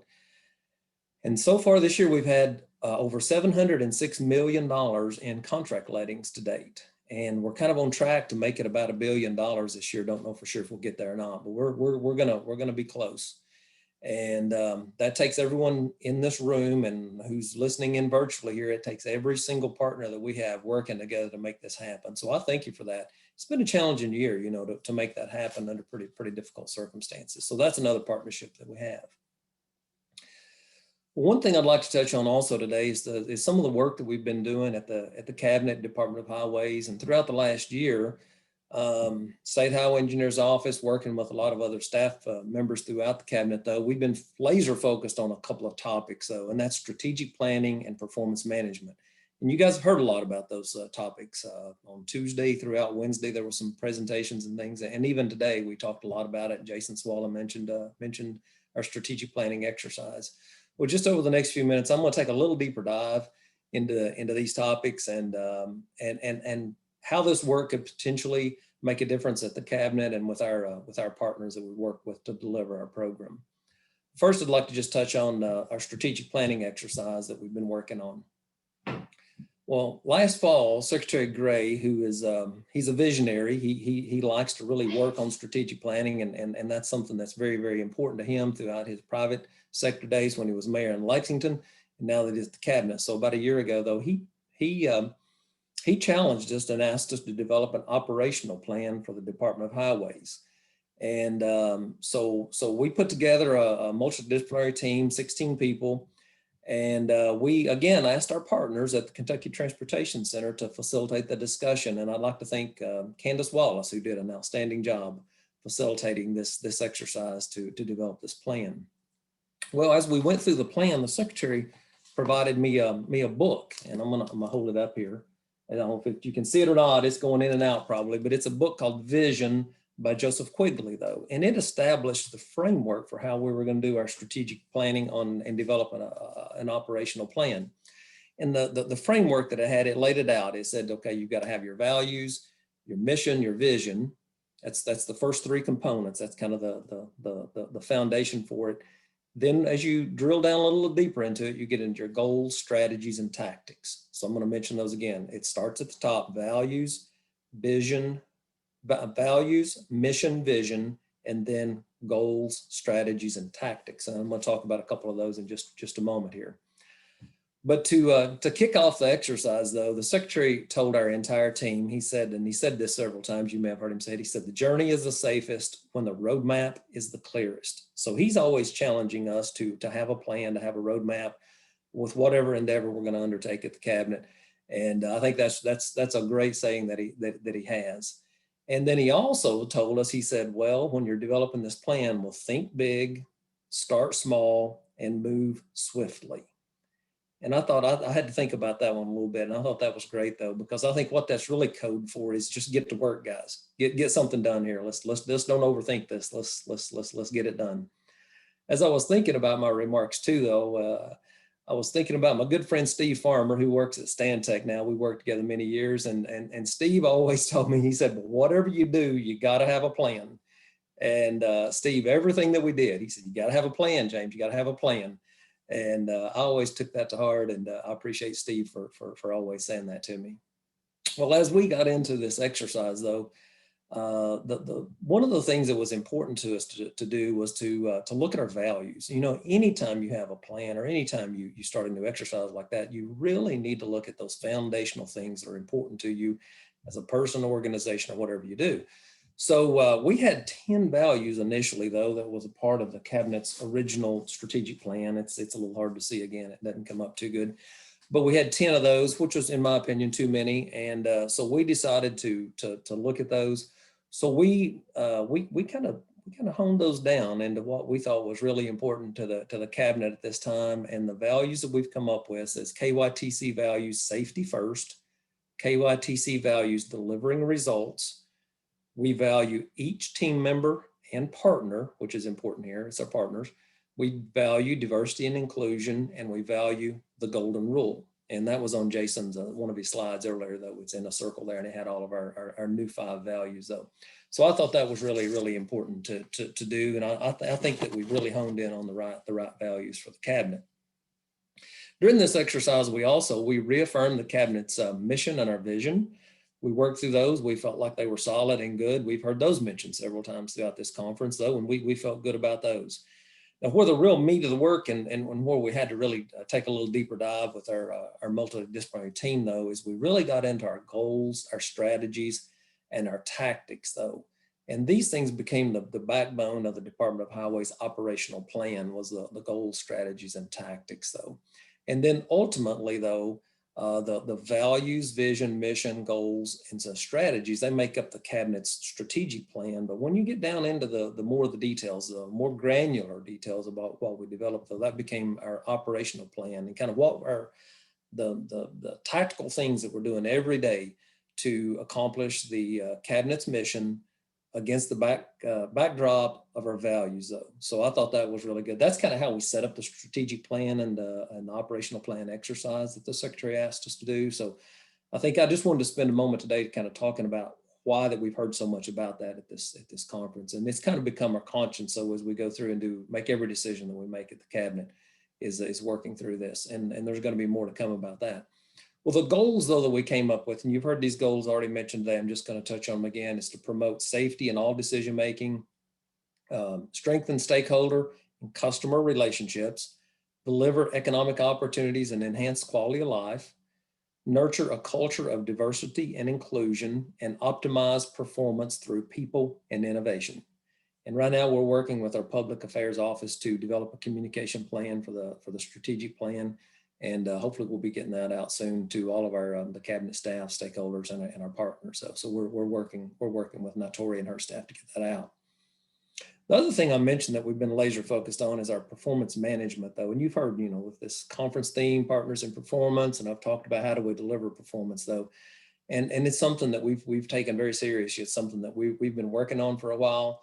But I'm going to provide a brief update kind of where we are now. And one of those goals that I just mentioned a moment ago was the optimized performance through people and innovation. And if you think about how that we set up our strategic plan, though, well, we had our goals, strategies, and tactics. Well, one of those strategies was to ensure resources are invested appropriately, though. And I think that's really, really important to us as a cabinet. It's that accountability that we have to have. And I'm going to talk today about 4 tactics that fall under there, and just mention those, and how they are related to project development, and how they potentially could be related to the decisions that we make, and ultimately the programs that we have. So the first tactic is under that strategy was to establish a state highway engineer's office position to lead performance management activities across the Department of Highways. And on Tuesday, I don't guess everybody got to see it, but on Tuesday, Tracy Novacek, she's our new Assistant State Highway Engineer for Performance. She gave a great presentation about describing it in more detail and what performance is. And some of this, there's reporting requirements we have to make to the Federal Highway Administration, but we want it to be more than that. We want our performance plans and our performance metrics, though, to be about our improvement, our continuous improvement, though. It's going to be data-driven. And so I think that's kind of where we're at right now. We're going to put a major focus on it. Well, tactic 2 was to continue to refine the major program prioritization processes. And right now we're focused on 2, where we have a pavement prioritization model, though, where we talk about the investments and where the needs are for our pavements. That's a more mature process. Tracy and staff, a lot of folks are working on a bridge prioritization model, though, that can better identify which of our structures and bridges across the state where we need to make those investments, and how to prioritize those investments. So they're working very hard on that. It's in development now. It's kind of we're doing some beta testing on it, though. But our goal right now is to have the bridge prioritization model ready for the new recommended highway plan, as well as the pavements, and to help inform what we're going to recommend through the new highway plan. Well, tactic 3 was to establish a program framework and major investment cross asset allocation mechanisms. And that's a lot of words there. Establish a program framework and major investment cross asset allocation mechanisms. Now, that's hard to say, but it's also kind of hard to do though. Whenever you think about the needs that we have and the available funding that we have, and Jennifer talked about this a moment ago, well, we don't have enough funds to do everything we need to do though.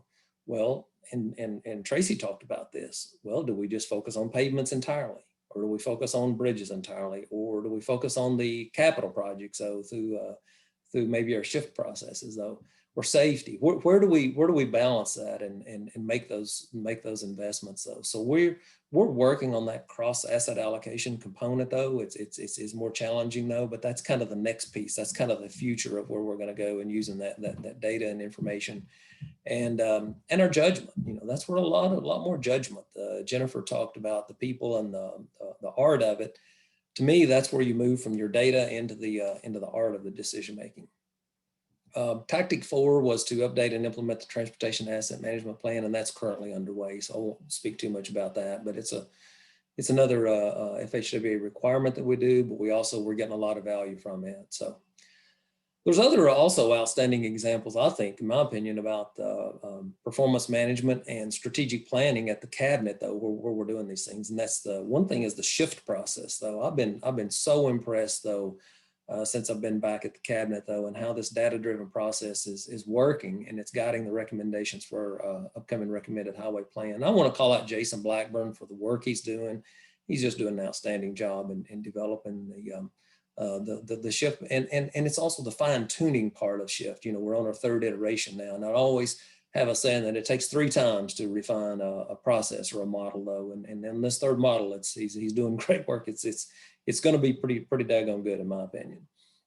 And another one, and we've already heard from that today, and Mike Vaughn spoke about this. It's the HSIP program, just an outstanding example of using the data-driven process, though, and using that to help us make our decisions better and our investment decisions, though, with limited resources, though. And I've received a lot of compliments about the HSIP program, though, throughout my time at the cabinet, and I want to thank him and his team for the outstanding work that they're doing.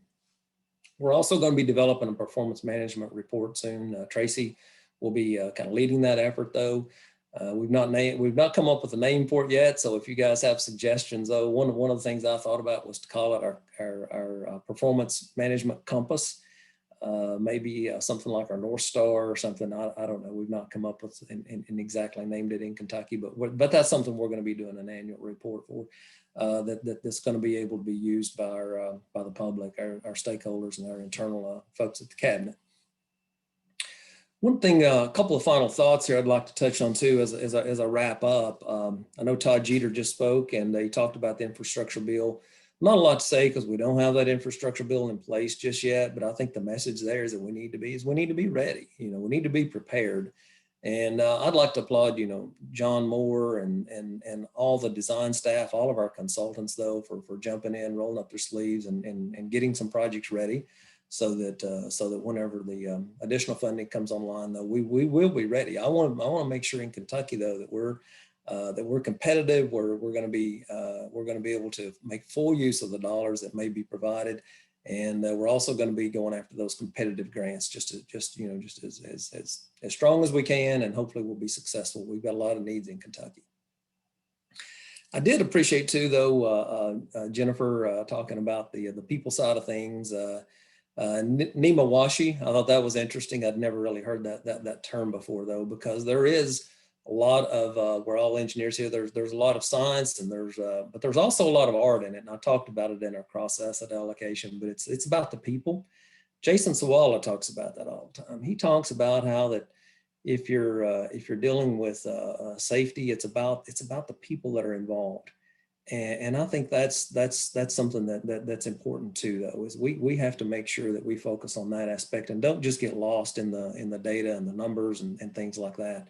You know, we still have to ultimately make the right decisions and recommendations for our project. So, and with that, with the art, though, I'm going to go ahead and last year I got a lot of grief over this. I know Phil Loxton gave me a hard time, and others did. I read a poem last year, and something I really kind of enjoy doing, and so I'm gonna come back because everybody did give me so much grief and a hard time, but I'm gonna do it again then. So I figure they must have paid attention, or at least they remembered something about it. So this year's poem, and it's part of the art of what we do, It's called Good Timber, and Good Timber is a poem by Douglas Mallock, and he lived from 1877 to 1938.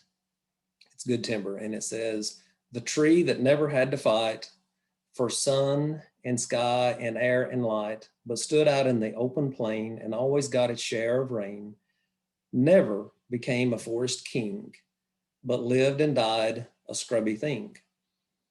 The man who never had to toil to gain and farm his patch of soil, who never had to win his share of sun and sky and light and air, never became a manly man, but lived and died as he began. Good timber does not grow with ease. The stronger wind, the stronger trees, the further sky, the greater length, the more the storm, the more the strength. By sun and cold, by rain and snow, in trees and men, good timbers grow. Where thickest lies the forest growth, we find the patriarchs of both. And they hold counsel with the stars, whose broken branches show the scars of many winds and much of strife. This is the common law of life." And the reason I thought about that is we're going through difficult times right now, with COVID and the challenges of funding and everything we talk about. And I think it's really important, though, that we need to think about those challenges of making us stronger as an industry and as people. And on the other side of this, though, it can make us stronger. It can make us good timber as we go through these challenges that we face. So I want to thank you for your time today. I appreciate it. And again, thank you for everyone that put the conference together. Thank you.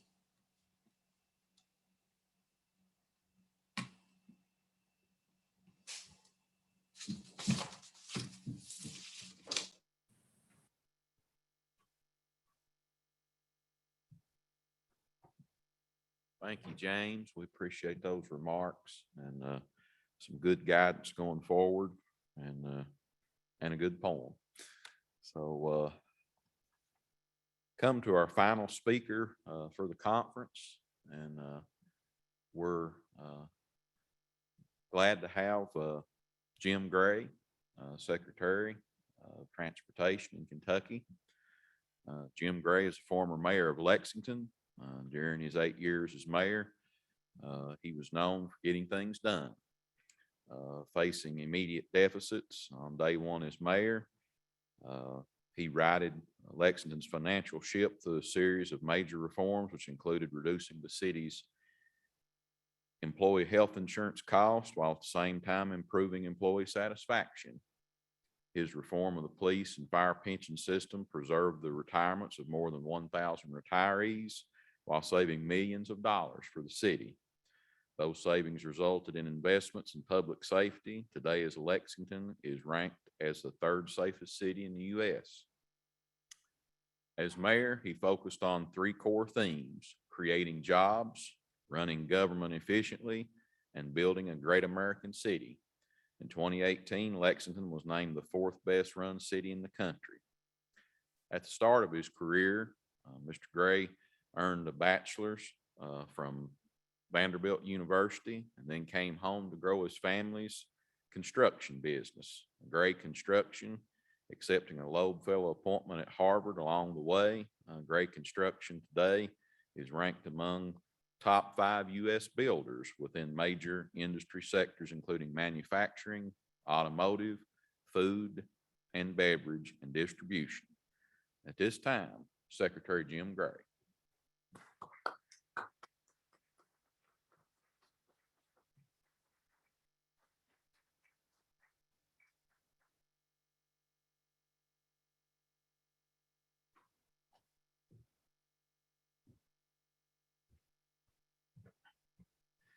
Clint, thank you, sir. Thanks very much.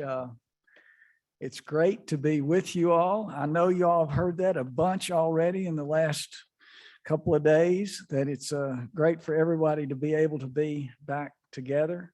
And I would just punctuate that. Now, I will say too, that after listening to Todd Jeter and after listening to James Clint, that I don't know if I've got much more to say. You know, James is, I knew when I was mayor and I was working with James when he was, of course, the district chief engineer, I knew that this guy was special. Well, and John Moore, you know this, and you've worked with a lot of folks, and you and I and Bob Yeager. I see Bob. I don't know if we got any other chiefs in the room today. Who else is here? Oh, hello, Dimitri. Hey. So, there's Paul back there too. Well, Paul, I can hardly see you with the mask on, but that's you, isn't it? I can see that white hair. Yeah, there we go. There we go, buddy. But I was going to say that those of you who have had worked with state highway engineers before, I know you know better than I do, but I enjoyed working with James when he was chief district engineer, and I've enjoyed enormously working with him. I hope he's still on, because I hope he had a funeral to go to today, y'all, a family funeral, and that's why he wasn't able to be here. But James is a fountain of wisdom and vision, and I have appreciated enormously working with him in the last year. And so basically what he did in his comments was make everything I was going to say redundant. All right. So you all will have to forgive me. I'm going to, however, they say that in speaking, public speaking, that what you do is tell somebody what you're going to tell them, then tell them, then tell them what you told them. So that may be what you all have heard a little bit of, because you're hearing, Russ, you're hearing a lot about the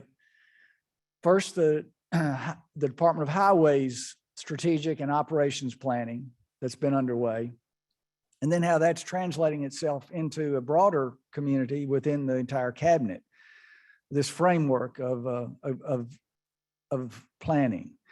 So I'm going to talk a little bit more about that just to punctuate it, but I won't wear it out. I promise you all, I'll try to shrink wrap it. I was also, just like James said, I enjoyed Jennifer's presentation and what she had to say about Nemawashi. That took me back about 30 some years when I first began working with Japanese companies, and a little even earlier than Toyota, which we participated in building.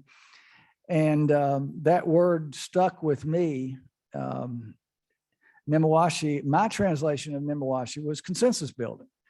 And I think it's really represented in what this conference represents, because you really can't, a top-down only approach never works, but a top-down, bottom-up approach generally does work.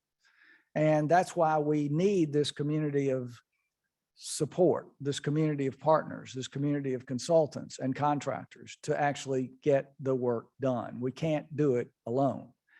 And that has to be reminded, we have to be reminded of that routinely, because otherwise it doesn't just naturally occur. We tend to operate as individuals more than we operate collectively. So it's useful to have this planning model that we're engaging today. It's useful to understand that it's all about consensus building and about the Japanese language, Nemawashi. I also want to thank Jennifer and KBT for their support, vigorous support through the coalition that many of you all have been involved with, your support for increased funding. So one thing I learned very quickly in this role was that we have a whole lot more demands than we have resources. A whole lot more. I see, Paul, you're shaking your head, and Bob, you're shaking your head. I know you all know exactly what we're talking about here. And so when Jennifer put that map up of the surrounding states, it reminded me of, I was at the MASTO conference last week in Chicago, and every one of our colleagues, my counterparts in the other states around us, were talking about how much funding they have today and how much the new infrastructure bill, if it's passed, will be able to be leveraged because they have the increased funding that they have. So I was sort of timid and shy, frankly, because I had to confess that no, we still didn't have our increased funding. Do we need it? Of course we need it. I'm glad that the governor gave me the authorization and the permission and the encouragement to be an advocate and to be vigorously an advocate for increased funding, Because we're not going to be able to get we're not going to be able to achieve as a state what we need to if we don't have it. That's real simple. I grew up, my private sector career was pretty much always involved in helping companies make site selections, both in Kentucky and beyond our borders. And what you learn real quickly is that you're not even in the game if you don't have the infrastructure to support a new industry, a new manufacturing plant, any kind of new operation. So it's essential, really. It's not an option. And so we're going to have to just stay at it, I think. It was meaningful for me to be with the governor's local issues conference last couple of weeks ago, and the county judges were all there. And when I brought up the increased revenues, needs, the gasoline tax, the leveling out that we've essentially had of our gasoline tax, actually declined, then leveling out, I got applause. So you know that the county officials, the people that we deal with the most routinely, day in and day out, they get it. They get it. It's our legislators that we still need to convince and persuade. And so those of you who are in the industry, I just encourage you to stay at it, stick with it, don't give up, because all around us, our competitor states are getting ahead of us. Okay, now, I do want to say that, well, John Moore gave me this, I asked him, I said, John, so how's the conference been going? And he said, well, it's been, the hallway conversations have been going well, that it's good to get back to the hallway conversations. Is that right, Russ and Clint? Okay, so that's confirmed. John also said that even scooters for transporting folks have revealed themselves in this conference. That I ran into David downstairs. He was not on his scooter, however. He did confirm that he had been on it, and he was just giving me all these recommendations and all this encouragement to get on my scooter. And he pointed to the ones right outside the front door. So, okay, we know that things have been going well, that he has become a subject matter expert on scooters now. But we also know, and on a serious note, we also know that COVID is still very much with us. I had I would describe it as a privilege in a career to be able to work with someone like Governor Andy Beshear, someone like Governor Andy Beshear, and someone like Dr. Steve Stack in the role that the governor asked me to help with, which was the original distribution, the setting up of the original distribution system for the vaccine. And it's been, of course, then very frustrating to have the resurgence of it. It's been frustrating for a lot of folks. It's frustrating for you all. It's fatiguing I think it's fatiguing of our employee population across the board, whatever industry, whatever work we're in, whether it's public sector or private sector, it's fatiguing. And it's yesterday we found out that we have passed in Kentucky 2.6 million vaccinated, which represents 58.2% of our total population. But that 58.2% is still far short of herd immunity. And so I would just say to you all, from the perspective of somebody who's been up close in this, even, and I've just had in my own extended family, someone who was very, very ill and sick and was not vaccinated. And I just encourage you, even if it requires interventions, that this is the only way we're going to get out of it. And so my encouragement would be to each of you to do what you can. And it may be unpopular even, but it's essential if we're going to get out of this. Now, yesterday, I believe you all had a presentation on the Brent Spence Bridge emergency repair project. So I'm not going to retell that story.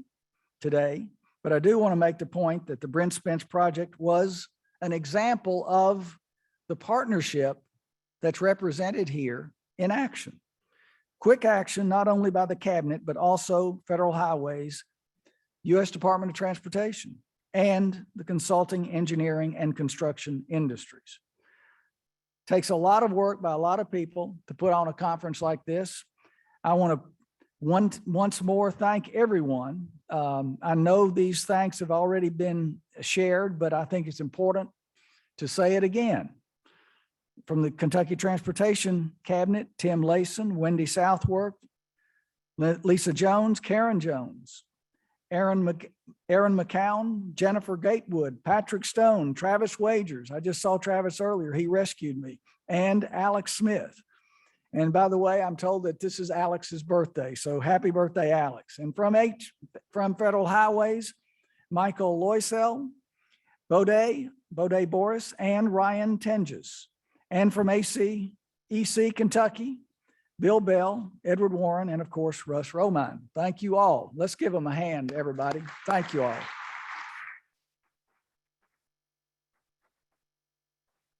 You know, this is, I didn't realize that slide was up here, y'all. If it's been up here the whole time, then you're saying, well, he's really confused on this. Forgive me.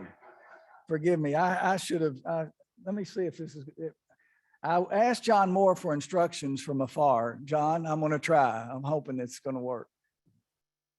Well, let's see. All right. Yeah, all right. We're going to back up. All right, we're going to do this again. It's not going to do it again, is it? Let's see. Maybe it will. Well, I'm going to decide that I don't need slides after all. All right.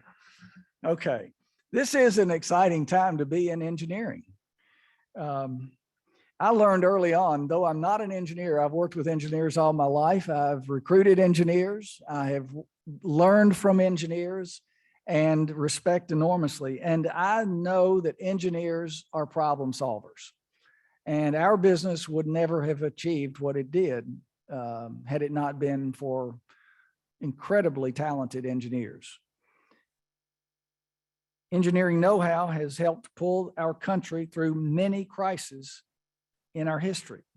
And at the same time, it's been the engine that has driven us to great achievements and great advances in our quality of life. It's helped us recover from disasters, natural and man-made, and has put men on the moon. Well, it came back up on me, didn't it? How in the world is this happening, y'all? Somebody's helping me, I guess. Okay. So engineers are now being called on again. Now, you've heard some of this commentary already, I know, but I'm going to reinforce it. This is a code red moment. That's how President Biden described this moment in history on Tuesday when he toured the damage and disaster that was wrought by Hurricane Ida on parts of New York and New Jersey. Climate change is code red today. Transportation over many years has left a big footprint on our climate. The infrastructure plan proposed by the Biden administration is a chance to adapt and adjust our behaviors. And transportation engineering in particular is going to play a big role. A natural disaster like Ida will inevitably expose vulnerabilities in our infrastructure, in transportation infrastructure, but also in buildings and utilities and others. And so it is that a hurricane with the power of Ida can make landfall in Louisiana and result in flooded subways in New York. It can result in people drowning in basement apartments and highway underpasses in New York and New Jersey. To underscore something I believe you heard earlier from Tracy Novacek, our assistant state highway engineer for preservation. Tracy said that we need to consider the climate changes ahead of us and identify the vulnerable parts of our infrastructure. Because none of us, no matter where we live, none of us are immune from the effects of climate change. That should be obvious now as we witness not only hurricanes and flooding, but wildfires, tornado outbreaks, tornado outbreaks, heat waves, and increasingly severe snow and ice storms. The cabinet has been involved in research on the extent to which climate change, particularly in the form of higher temperatures, may affect some of our design standards. Governor Beshear is the first governor of Kentucky to definitely clearly state that climate change is real, and he should know, because since taking office 21 months ago, the governor has had to deal with 3 FEMA-declared weather disasters. They've involved snow and ice, severe thunderstorms, flooding, landslides, and mudslides. Hundreds of roads have been closed at times across the state because of high water and downed trees and power lines. Some of our smallest cities have been particularly hard hit by flooding, especially in eastern and southern Kentucky, and most recently in Carlisle and Nicholas County, but also in Beattyville, Clay City, Irvine, Ravenna, Jackson, Oneida, Liberty, and Middlesboro. And just last week, 3 communities in Pike County, Blackberry Creek, Majestic, and Stopover. So I applaud President Biden and U.S. Department of Transportation Secretary Pete Buttigieg for making climate change a front burner issue. I said it earlier that transportation has left a big footprint on climate as a leading producer of greenhouse gases from burning fossil fuels. But they've identified transportation, the secretary and the president, as a key part of the solution as well, not just the problem.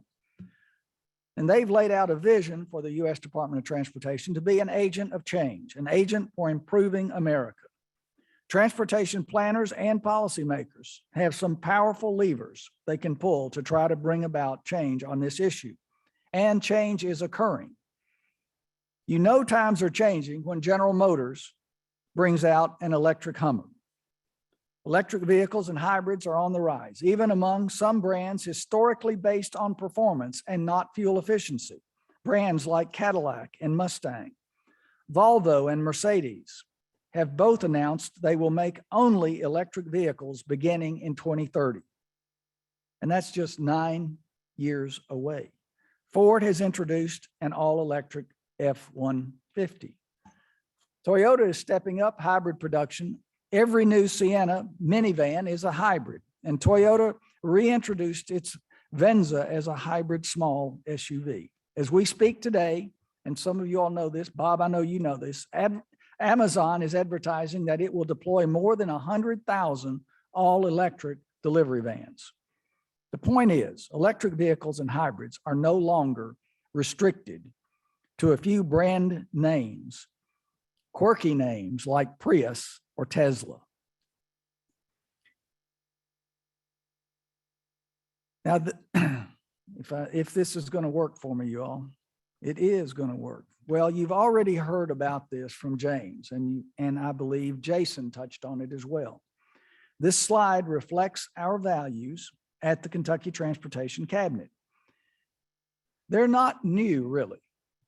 In fact, we were very deliberate to be careful not to try to introduce a flavor of the day. These are really values that have been acknowledged either actually or in practice for some time by the cabinet. They begin with safety, right at the top, 12 o'clock. Safety for our employees and safety for our fellow Kentuckians. In fact, we've elevated safety in the cabinet to the Secretary's office, the Secretary's Office of Safety. And Anthony Courtwright, representing our internal employee population, and Jason Siwula representing the broader population for safety.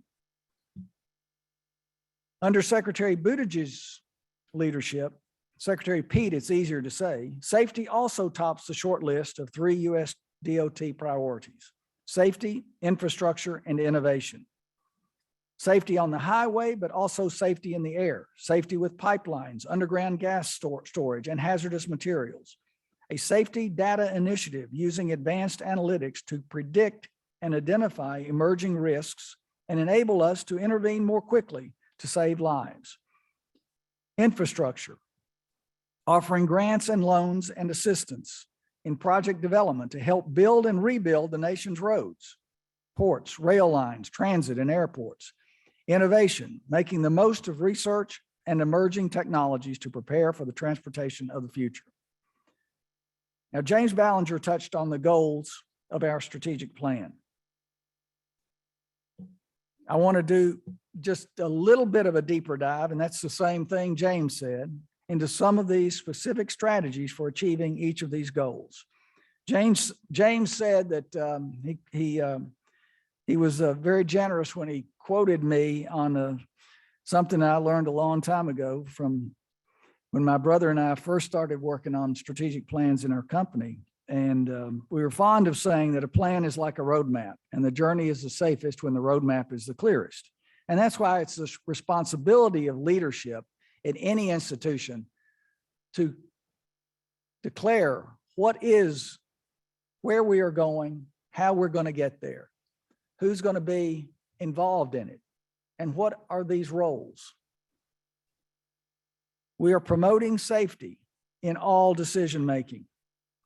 Our goal here is to create a culture of safety, training our folks, training our people on safety, practicing safety on the job, incorporating safety innovations in highway and intersection designs, fully supporting the statewide strategic highway safety plan. And right now, I want to take a bit of a digression, and I know I've run beyond the appointed hour, but I think I came on later than the appointed hour too, right, Russ? Okay, so John Moore said, don't abbreviate it. So you gave me permission, John Moore. I want to be serious again. Jason Siwula, is Jason still here? Jason, hey, Jason. So Jason tried to reach me last night. I was actually in a dinner meeting and he texted. I did see the text, and he gave me the sad news that we had experienced another fatality, a work zone fatality yesterday. In fact, it was right here in Louisville on the Watterson. It was an employee of Louisville Paving. And I immediately called Joe Doherty and John. I reached Joe. I just wanted to express sympathy on the part of the cabinet and our team to the team at Louisville Paving, and especially to the family of David Miracle, who was the 50-year-old man who was struck by a vehicle yesterday here and died later at the hospital. In fact, this was the 9th fatality for the year. 840 work zone crashes this year. Is that right, Jason? Right. 840. So that tells us all just how enormously, how dangerous the work we do is, and how life-threatening the work is for those who are on these job sites. And it's something that I wanted to say. I told Joe that yesterday that I wanted, and I hope he would share with the family, that we want to ask for a moment of silence for the life of David Miracle, who Joe said was just an outstanding employee of their firm, and a guy who everyone appreciated as a real team member. So I'll ask everyone, if you would, let's have a moment of silence for the life of David Miracle.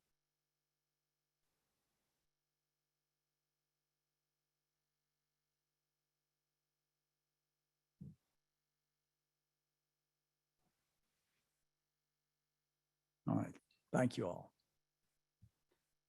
I'm going to come around the bend here to a closing. I'm going to mention that in our goals, we have strengthening stakeholder and customer relationships, which has a lot to do with the people in this room. Almost everything to do with the people in this room, all of our stakeholders in the Commonwealth.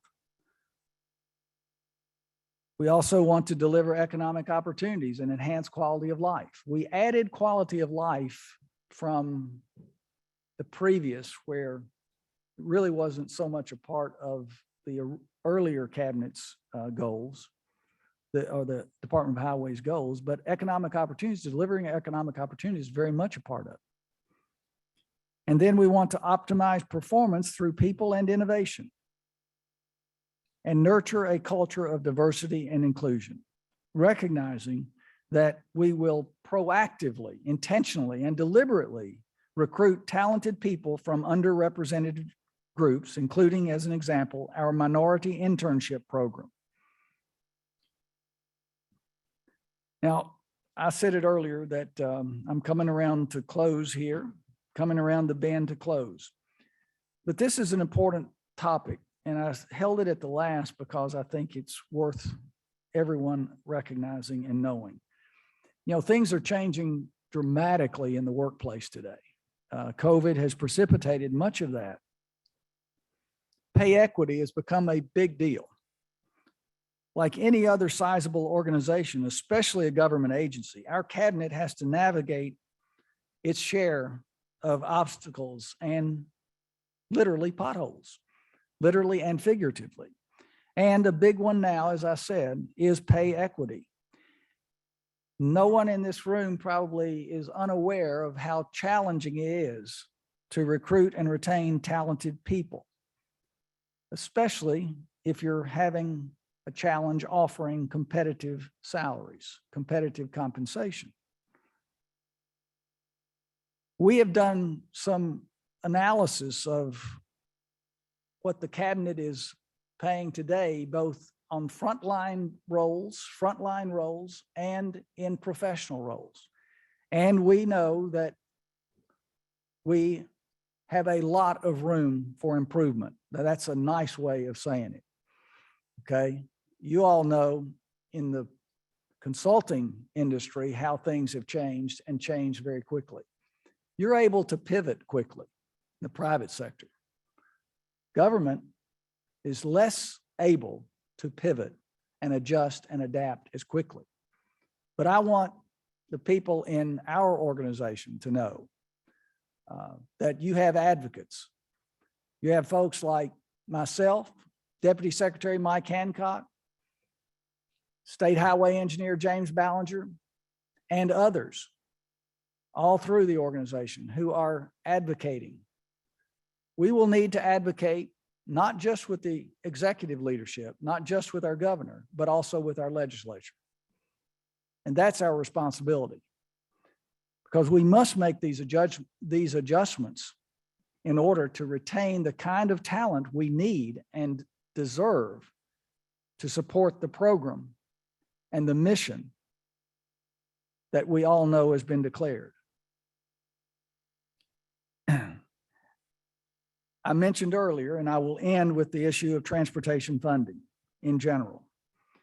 The challenge of trying to maintain a comprehensive transportation system without adequate funding and without certainty of future funding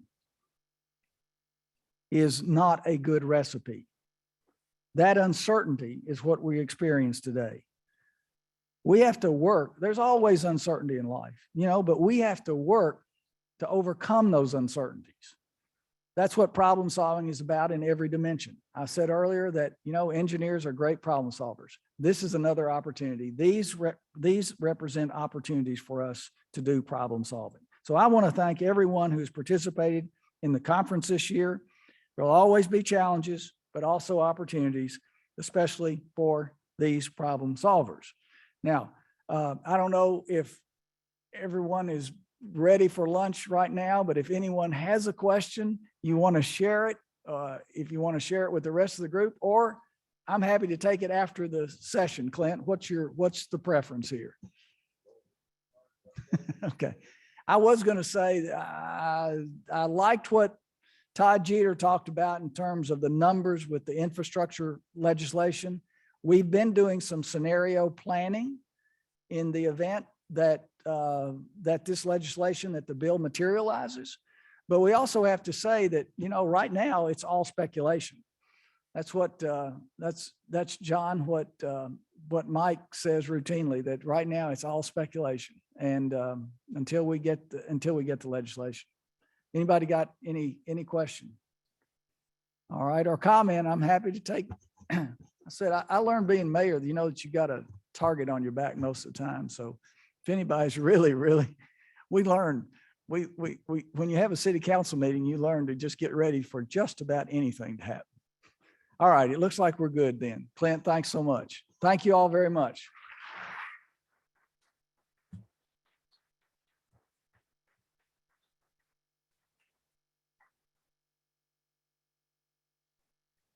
Let me get my notes here.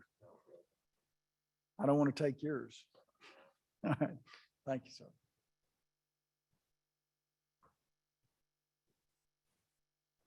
We appreciate the secretary.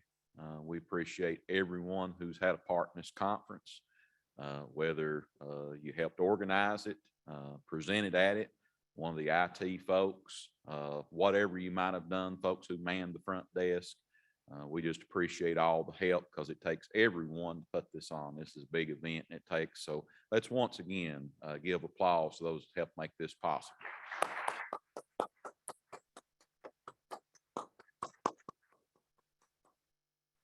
Okay, just a couple of housekeeping items. One, if you still have your lanyard and your badge, there's a barrel at the corner. Drop those off so we can recycle those, put them to use again in another meeting, and be safe going home.